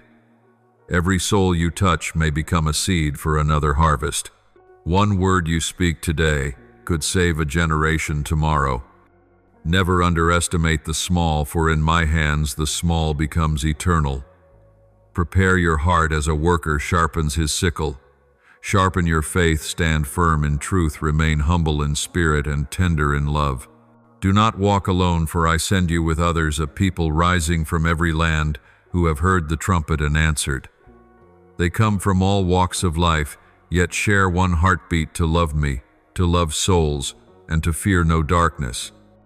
Together they will be like torches across the earth, driving back the night. As it is written in Matthew 9:3, 7:38, the harvest is plentiful, but the workers are few. Therefore pray to the Lord of the harvest to send out workers into his field. My child, you are the answer to that prayer.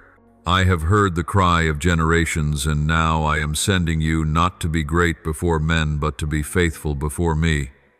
For in my kingdom there are no nameless ones, only priceless ones. Go forth in the light. Walk not by your strength, but by my breath. Let your feet move, but let my spirit lead. Let your mouth speak, but let my words flow through it. Let your eyes see, but let me show you what I see. And when you grow weary, remember, I am not only the Lord of the harvest, I am the living water that refreshes your soul. I will restore you, so that you may keep reaping until the work is done. The final harvest has begun. Angels are moving, heaven's gates are open, and I am preparing to gather my own. But before the end I desire that many more be saved. For I do not wish that any should perish, but that all should come to repentance. 2 Peter 3:9. And for this I need willing hands, loving hearts, and lips anointed with grace. This is your hour. Do not fear. Do not delay. Do not look back. The fields are ripe, and I am with you in every step. When you sow, I will water. When you tire, I will strengthen. When you weep, I will wipe your tears. And when you finish the race, I will greet you with the words, "Well done, good and faithful servant. Enter into the joy of your Lord." And do you know, my beloved, why do I call this the harvest of love? Because love is the root of all I do, the breath that gives life to every field. If power is my arm, then love is my heartbeat. Power can move mountains, but only love can move hearts.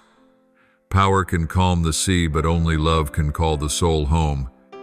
And so this final harvest will not be driven by human effort, but by the union of my spirit and my love. The world has heard enough shouting, now it must see love. It has heard many sermons, but seen little compassion. It has a known religion, but not me. Therefore I am sending my people not just to speak, but to love, as I have loved even unto sacrifice. For as John 1:3-5 says, By this everyone will know that you are my disciples if you love one another. This, my child, is the true sign of the harvest, not dazzling miracles, but love that cannot be faked. My beloved child, true love is not a fleeting emotion. It is a deliberate act born from compassion. It does not depend on affection, but on decision. It does not love because one is lovable, but because I first loved. When you allow my love to fill your heart, you will see my power flow like a river. For my spirit does not dwell in a heart that is closed, but in a heart that pours itself out. And when love and power meet, souls are saved, miracles unfold, and the world is transformed. Do not seek power to prove yourself, seek power to love. Many desire the movement of my spirit, so they may be seen, but I seek those willing to kneel. For my spirit does not inhabit pride, but humility. One may prophesy and yet be hollow without love, but the one who truly loves, even in silence, is preaching the gospel through their life. Let love be the vessel through which every gift flows. As 1 Corinthians 1:3 says, "If I speak in the tongues of men and angels but have not love, I am only a resounding gong or a clanging cymbal." You see, every gift, every power, every miracle loses meaning apart from love. Love is not merely a part of the mission, it is the mission. The final harvest will not be a display of power, but a wave of mercy, where the forgiven forgive and the healed become healers. My child, let my spirit teach you how to love. Do not try to love by your own strength, for true love does not come from you, but from me. When you see a sinner, do not look with judgment, but with the same eyes that I looked upon you, the gaze that made Peter weep, that broke Mary Magdalene's heart, that saved the thief upon the cross. That gaze of grace, my child, is what begins the true harvest. I want you to understand love is not weakness. It is the greatest strength of my kingdom. When you answer an insult with gentleness, darkness trembles. When you choose forgiveness over revenge, chains fall. When you remain patient through pain, heaven draws near to earth. This is the power of love. It needs no thunder, no fire from the sky, yet it makes hell retreat. I will pour out my spirit upon my people once again, but this time not only to perform miracles, but to soften hearts. My spirit will cause you to weep over what I weep, for rejoice over what I rejoice in, and feel sorrow for what breaks my heart.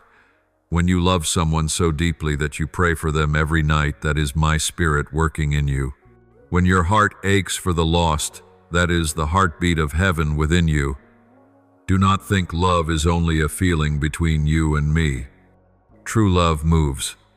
It builds bridges instead of walls. It seeks the lost instead of staying safe. It steps beyond the church walls into the places others avoid, the places I still call my fields. Do not fear the dirt, for it is in the soil that my seeds take root. Do not fear the pain, for only those who have loved deeply can heal deeply. I am raising a generation that will love as I have loved, not with words, but with lives. They will pray not to be blessed, but to become a blessing. They will not ask, "Lord, what can I get?" but "Lord, what can I give?" They will not seek comfort, but seek the places where my heart is broken. They will know that one soul is worth more than the whole world. And when they move, heaven will move with them, for they carry the same heart that beats within Christ upon the cross. In this harvest, love is the fire, and the Spirit is the wind. Fire cannot burn without wind, and wind reveals its power through the flame. When my Spirit blows upon a heart full of love, it becomes a wind of revival. But if the heart grows cold, even my breath will find no flame to ignite. So I say to you, keep your heart soft. Let it be easily moved, easily broken, easily forgiven, easily compassionate. Do not let the world harden you. Do not let pain close your heart. This harvest does not belong to the hard-hearted, but to those who can weep, those who weep for the world, for sin, for the distance between mankind and me. These tears are the rain of revival. When my people bow in love, I will rise in glory among them. When they love one another, I will dwell in their midst, and when I dwell among them, nothing shall be impossible. My power will pour out in this season, but not as before. It will not thunder from the sky, but whisper through compassion. It will not appear on stages, but in quiet rooms. It will not come through the famous, but through the nameless, who kneel in the shadows. My glory will not shout. It will shine through mercy. Those who allow my love to flow through them will become rivers of life to a thirsty world. Never underestimate the power of a heart filled with love. It was such a heart that carried the cross. It was such a heart that shook heaven and rewrote history. And it will be through such hearts that I complete the final harvest. So, my beloved, let your heart become my altar, where the fire of love never goes out. And when the fields are gathered, I will bring you into the harvest of reward, the season of joy where tears are wiped away and my words resound, "Well done, good and faithful servant." The harvest does not end in the field. It is completed in the storehouses of heaven. Every sheaf is a soul that has endured the night. Every bundle is a testimony of faithfulness under storm and trial. In this season I will prove that not one tear sown in faith was ever wasted. For I am not the God who remembers only great miracles. I remember every quiet act done in love. When you pray for others unseen, I record it in my book of remembrance. When you forgive through pain, I see it. When you remain faithful in small things, I take note. When you choose love over resentment, I smile. What seems small to you is great to me, for in my kingdom, rewards are not measured by the size of deeds, but by the purity of the heart. My dear child, when the season of glorious harvest arrives, every promise I have spoken will be fulfilled. Revelation 1:4-15 declares, "Take your sickle and reap, because the time to reap has come, for the harvest of the earth is ripe." That command was not only for the angel, but also for my people, those who have held the sickle of faith and sowed in tears. Now they will reap in songs of joy. They will return carrying sheaves upon their shoulders, and I will welcome them into my joy. There are rewards the world cannot comprehend. The world believes glory is found in power, fame, and applause. But in my kingdom, glory is to be known by me, to hear me call your name, my child, and to dwell near me forever. Every earthly crown will fade, but the crown of righteousness I place upon your head will never perish.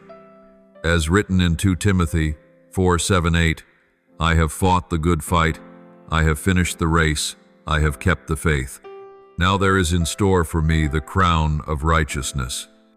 If you endure, that same crown shall be yours. This harvest is not an ending, it is a divine exchange. This is the time I trade ashes for beauty, tears for laughter, and wounds for honorable scars. Every trial you endured was not a loss, but an investment into eternity. Each moment you chose faithfulness in hardship, you deposited glory into the storehouses of heaven. Every time you chose to trust me instead of complain, you built another chamber in your eternal dwelling. And when you arrive, all those deeds will shine like stars in the heavens, for I am just and will never forget your labor of love. I know there were times you asked, "Lord, does what I do really matter? Does anyone see? Does anyone care?" My child, I tell you, I see. I know every small sacrifice, every sleepless night, every tear shed when no one noticed. I know the times you wanted to give up but chose to rise again. I have seen it all, and I will reward you. No act done in my name is ever forgotten, for I keep every memory not in dust but in light. Beloved child, when the harvest is complete, a feast will be prepared, not an earthly banquet, but the marriage supper of the Lamb. Revelation 1:9-7-9. There the faithful will wear white garments, lamps burning bright, and enter my great celebration. There will be no more tears, no more night, no more parting. The old will pass away, and all things will become new. In that moment, you will understand that every pain had a purpose. Every lonely season was a hallway leading into glory. I will wipe your tears, not with words, but with my own hand. When you think of that day, do not fear, rejoice. For the righteous do not await death, but a meeting. I do not call you out of the world to punish, but to fulfill. Just as the farmer gathers his wheat into the barn, I will gather my people into my kingdom. Each will carry the fragrance of their journey, the colors of their faithfulness, and the testimony of their faith. I will look upon each face and say, "You have fought well. You have been faithful with little. Now I will make you ruler over much." My child, you may not realize it, but every time you win a soul for me, you are also storing up reward for yourself. Each redeemed soul will become a star in your crown. 1 Thessalonians 2:1-9. Every person you touched with love, every word spoken in mercy, every hand you held in faith, all are recorded in the book of life. When you enter glory, they will greet you and say, "If not for you, I would not have known him." And you will understand your life was never wasted. In this season of glorious harvest, do not live merely for reward, live as one who has already received it. For the true reward is not only the future, it begins now in the peace the world cannot steal, in the joy that will not fade, and in the fellowship between you and me. Every day lived for me is already a touch of glory before it arrives. Your greatest reward is not a crown or a throne, it is me. I am your eternal inheritance. As Psalm 7:3-6 declares, "My flesh and my heart may fail, but God is the strength of my heart and my portion forever." Hold that truth close to your heart, for when you know that I myself am your reward, you will never fear losing anything again. Beloved, the season of harvest is near. Heaven's gates are opening, and the call come echoes through the realm of the Spirit. The angels are ready, and my eyes are upon you. Do not grow weary, do not turn back. Keep your lamp burning, keep your faith steadfast, for the final harvest is not the end, but the beginning of eternity, of unending peace, of joy that will never fade. And when you hear my voice call, "Well done, my servant, come," you will not fear, but smile, for you have lived prepared. You will lay down your sickle, yet your hands will not be empty, for they will be filled with sheaves of love, faith, and redeemed souls. You will step into the light, and all former pain will melt away in my embrace. Therefore, continue to reap until your final breath. Live each day as an offering unto me. And when the harvest is finished, I promise you will see not a single seed you sowed failed to bloom, not a single tear you shed failed to turn into a jewel. For I am the faithful Lord of the harvest, and I will repay each according to their works. Revelation 2:1-2. My beloved child, there is a moment every faithful soul awaits, the eternal moment when the veil between heaven and earth is lifted, when the last breath of the temporary mingles with the eternal rhythm of life everlasting. That moment will come not early, not late, but precisely at my appointed Kairos time, when all things on earth are complete, when your mission has played its final note. And in that moment you will not die, you will simply move homes from the shadowed land of mortality to your true dwelling in light. Do not fear that moment. Do not let the dread of the flesh make you forget that I am the one who passed through the valley of death to open that path for you. As John 1:4-3 says, "In my Father's house are many rooms. I'm going to prepare a place for you." When you take your final breath on earth, you will not be alone. My Spirit will stand beside you. My angels will surround you. And I myself will come, not in thunder, not in lightning, but in the tenderness of a father welcoming his child home. The world sees death as an ending, but I see it as a doorway. It does not close, it opens. It does not take, it gives. You do not lose life, you are transformed into life. What the world calls the end is only the true beginning. When you close your eyes here, you will open them there, and the first thing you will see will be my eyes, not filled with judgment but overflowing with love. You will no longer see me through faith, but face to face. 1 Corinthians 1:3, 1:2. My child, that moment will not come like a storm, but like a gentle breeze. To the world it will sound like silence. To you it will sound like a call. It will come as a whisper deep within your soul. It is finished, my child, come home. And your spirit will understand instantly, without interpreter or guide, for I have placed within you the memory of your true homeland. Your soul knows where it belongs. And when that call comes, it will answer like a child recognizing its mother's voice in the crowd. Picture that moment, no fear, no tears, no parting. Only light, warm, tender, filling every space, soaking through your soul. As you step in, every burden will fall away.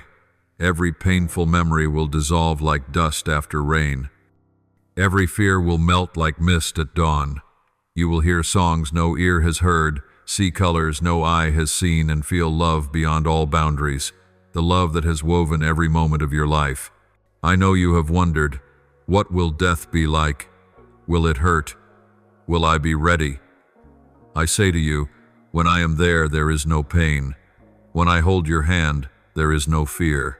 When I call your name, the world will fade like smoke behind you. Death is frightening only to those who do not know me. But for you who have walked with me in faith, loved me in trials, and worshipped me in darkness, it is simply the final step in the journey of love. There is a moment when time itself will stand still, not because it ends, but because it is swallowed up in eternity.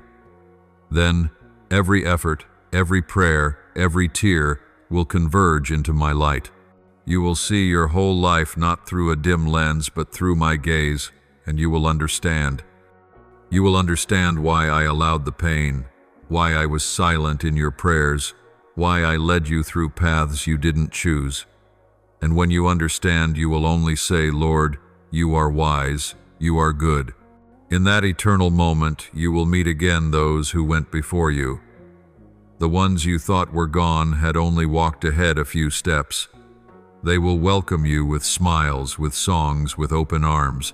There will be no more separation, no more mourning, only reunion. Death has lost its sting. The grave has no victory, for Christ has risen.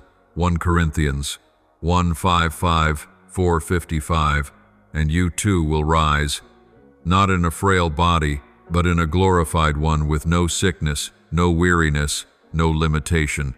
My child, imagine that day when the gates of heaven swing open, and you step in amid songs resounding through all of heaven. The angels will rejoice, for a child has come home. Across the expanse a new song will rise. Glory be to the Lamb who redeemed us by his blood. And you will understand that every breath, every moment lived on earth was leading you to this very hour. Every hardship will no longer be a wound, but a jewel. Every trial will no longer be a burden, but a victor's crown. I know you are still living on earth, but I want you to begin learning to see life through the lens of eternity. Do not wait until the day of departure to think about eternal life. Live as one who already knows this world is not home. See everything, joy and sorrow, success and failure, as streams flowing back to the source. When you know where you are going, you will not lose your way. When you know to whom you belong, you will not fear losing anything.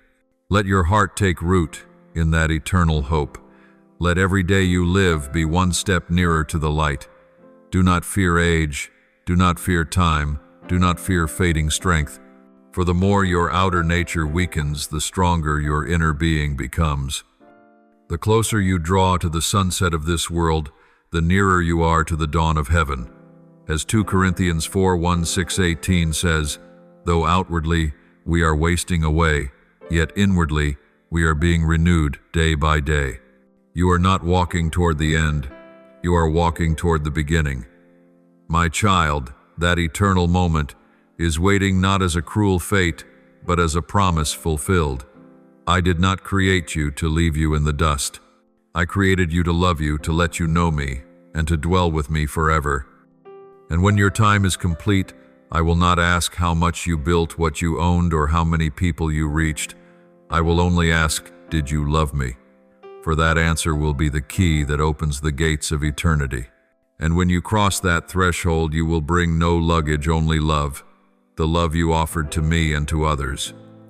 Everything that belonged to darkness will fall away behind you. What remains will be only light, only song, only presence, eternal, complete, unshakable. Do not fear that day, long for it. Do not run from eternity, yearn for it. For you were not born to die, but to live forever. And that forever is not some distant dream. It begins the very moment you believe, the moment you open your heart for me to dwell in. From then on, you carry within you the seed of eternity, and one day that seed will blossom into glory. My beloved, when you pass through the veil of death and step into the light, you will no longer be merely an observer of love. You will become part of that very love. This is the mystery. No human language can fully tell the glory even angels bow to behold. In that moment, every boundary between I and you will dissolve, and your soul will be immersed in the ocean of love, where all separation ceases, where there is only one heartbeat, I and you, in perfect oneness. This is not the dissolving of your being, but the union of hearts, like a drop of dew entering the ocean, not lost but made complete, like a ray of light returning to the sun, not swallowed but restored to its source. When your soul enters into me, you will no longer need to seek love, for you will have become love. Every fear, every question, every longing will be absorbed into one radiant reality where there is only presence.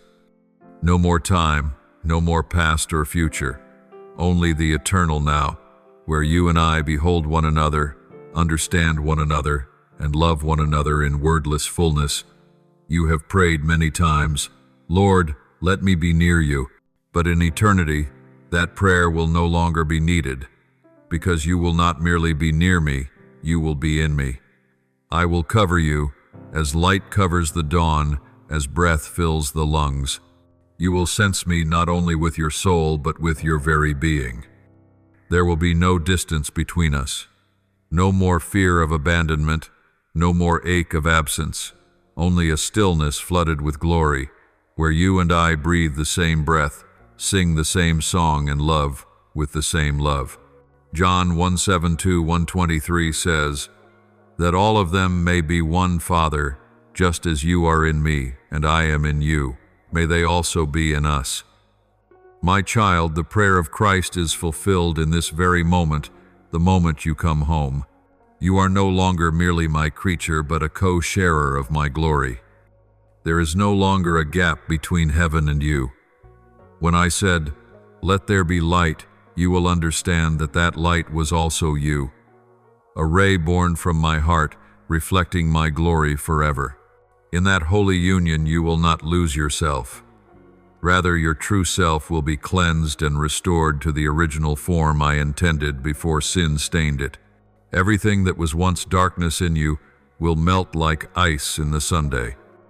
Every sin, every mistake, every regret will no longer exist, not because it was hidden, but because it was fully redeemed in light.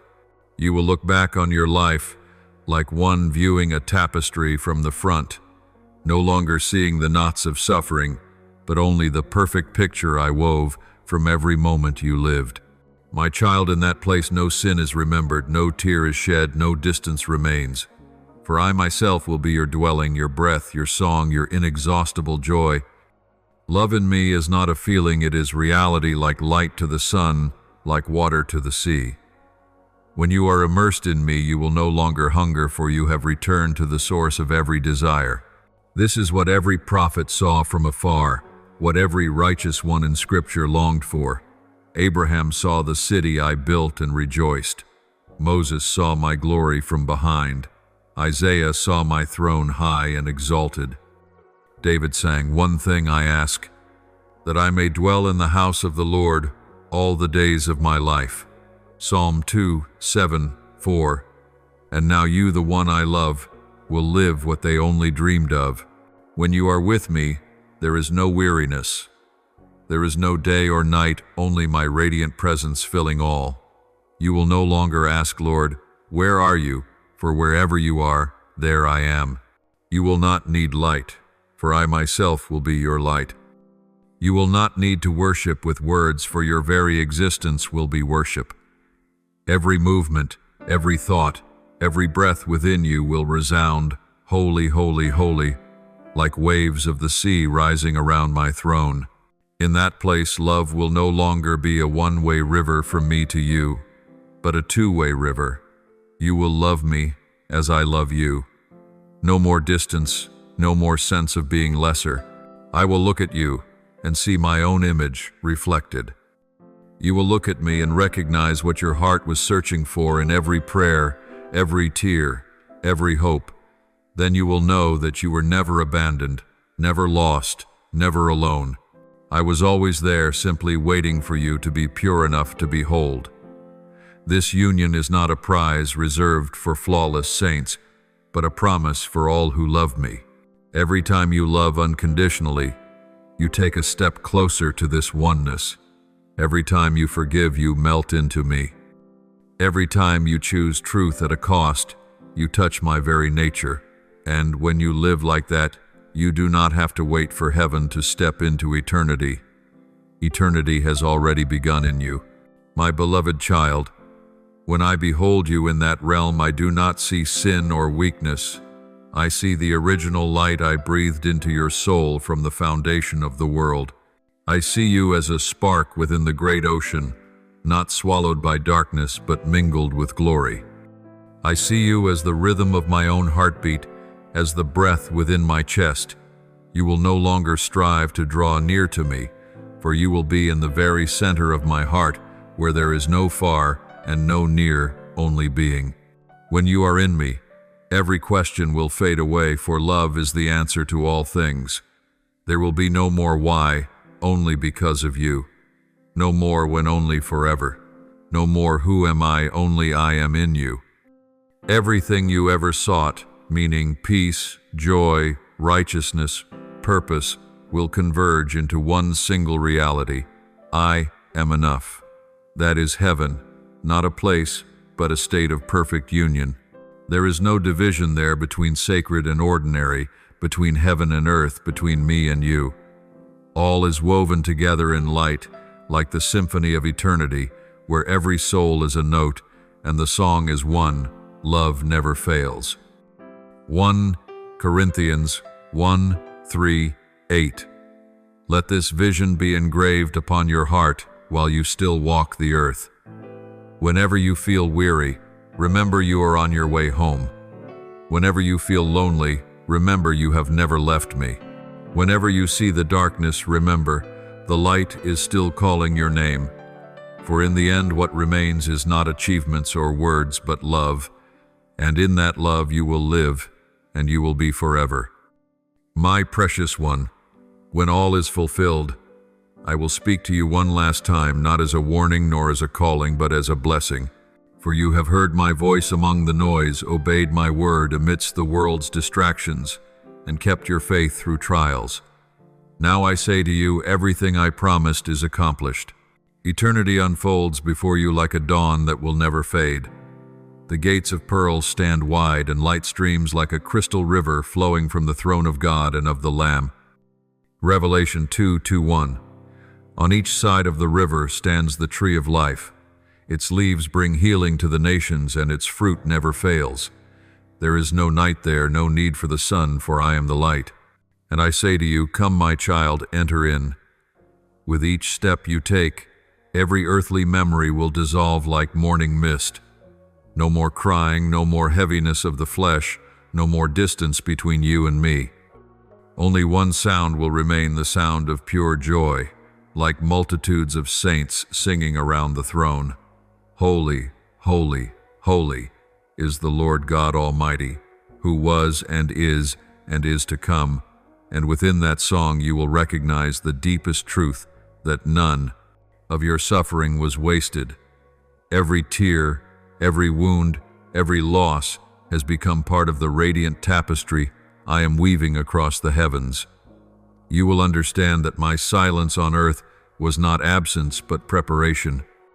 My delays were never denials but the patient waiting for love. The souls you prayed for, loved, and forgave, they are standing there among the redeemed, their faces glowing with salvation. Some you never knew you touched yet, your hidden prayers changed their destiny. Now they stand here, proof that no act of goodness done in my name is ever forgotten. My child, this is the hour of reward. But your reward is not in gold or thrones, it is in my very presence. For the greatest gift I can give is not something I possess, but my own self. When you look upon me, you will realize you want nothing more. There will be no more longing, no more asking, no more waiting, only fullness. Psalm 16:11 says, "You make known to me the path of life. In your presence there is fullness of joy. At your right hand are pleasures forevermore." My child, this is not a promise. It is now your reality. All that you once believed by faith, you now see with your eyes. All that you once waited for in hope, you now live in glory. And the most wondrous part is this: you will never lose it again. I have seen every time you fell, and I lifted you. I heard every cry and kept each tear in my golden bowl. Revelation 5:8. I saw when you lost your way, yet still sought to return. And now I say to you, every sin is washed away, every regret dissolved, every old thing is past. No one can accuse you anymore, for the Lamb has stood in your defense with his own blood. From now on, you are no longer merely redeemed, but belonging. My glory is not a distant radiance that makes you bow in fear. It is the light that embraces you. You will no longer tremble before glory, for glory will clothe you like a robe. You will walk through the city made of transparent gold, and I will walk with you. There will be no temple, for I am its temple. No more sighing, for I am your comfort. No more prayers, for I am your answer.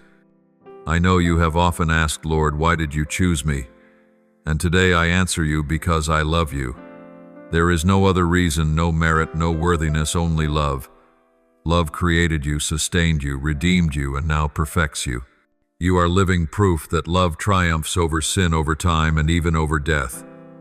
And so when you enter eternity, I will not only see a child returning home, I will see love fulfilled.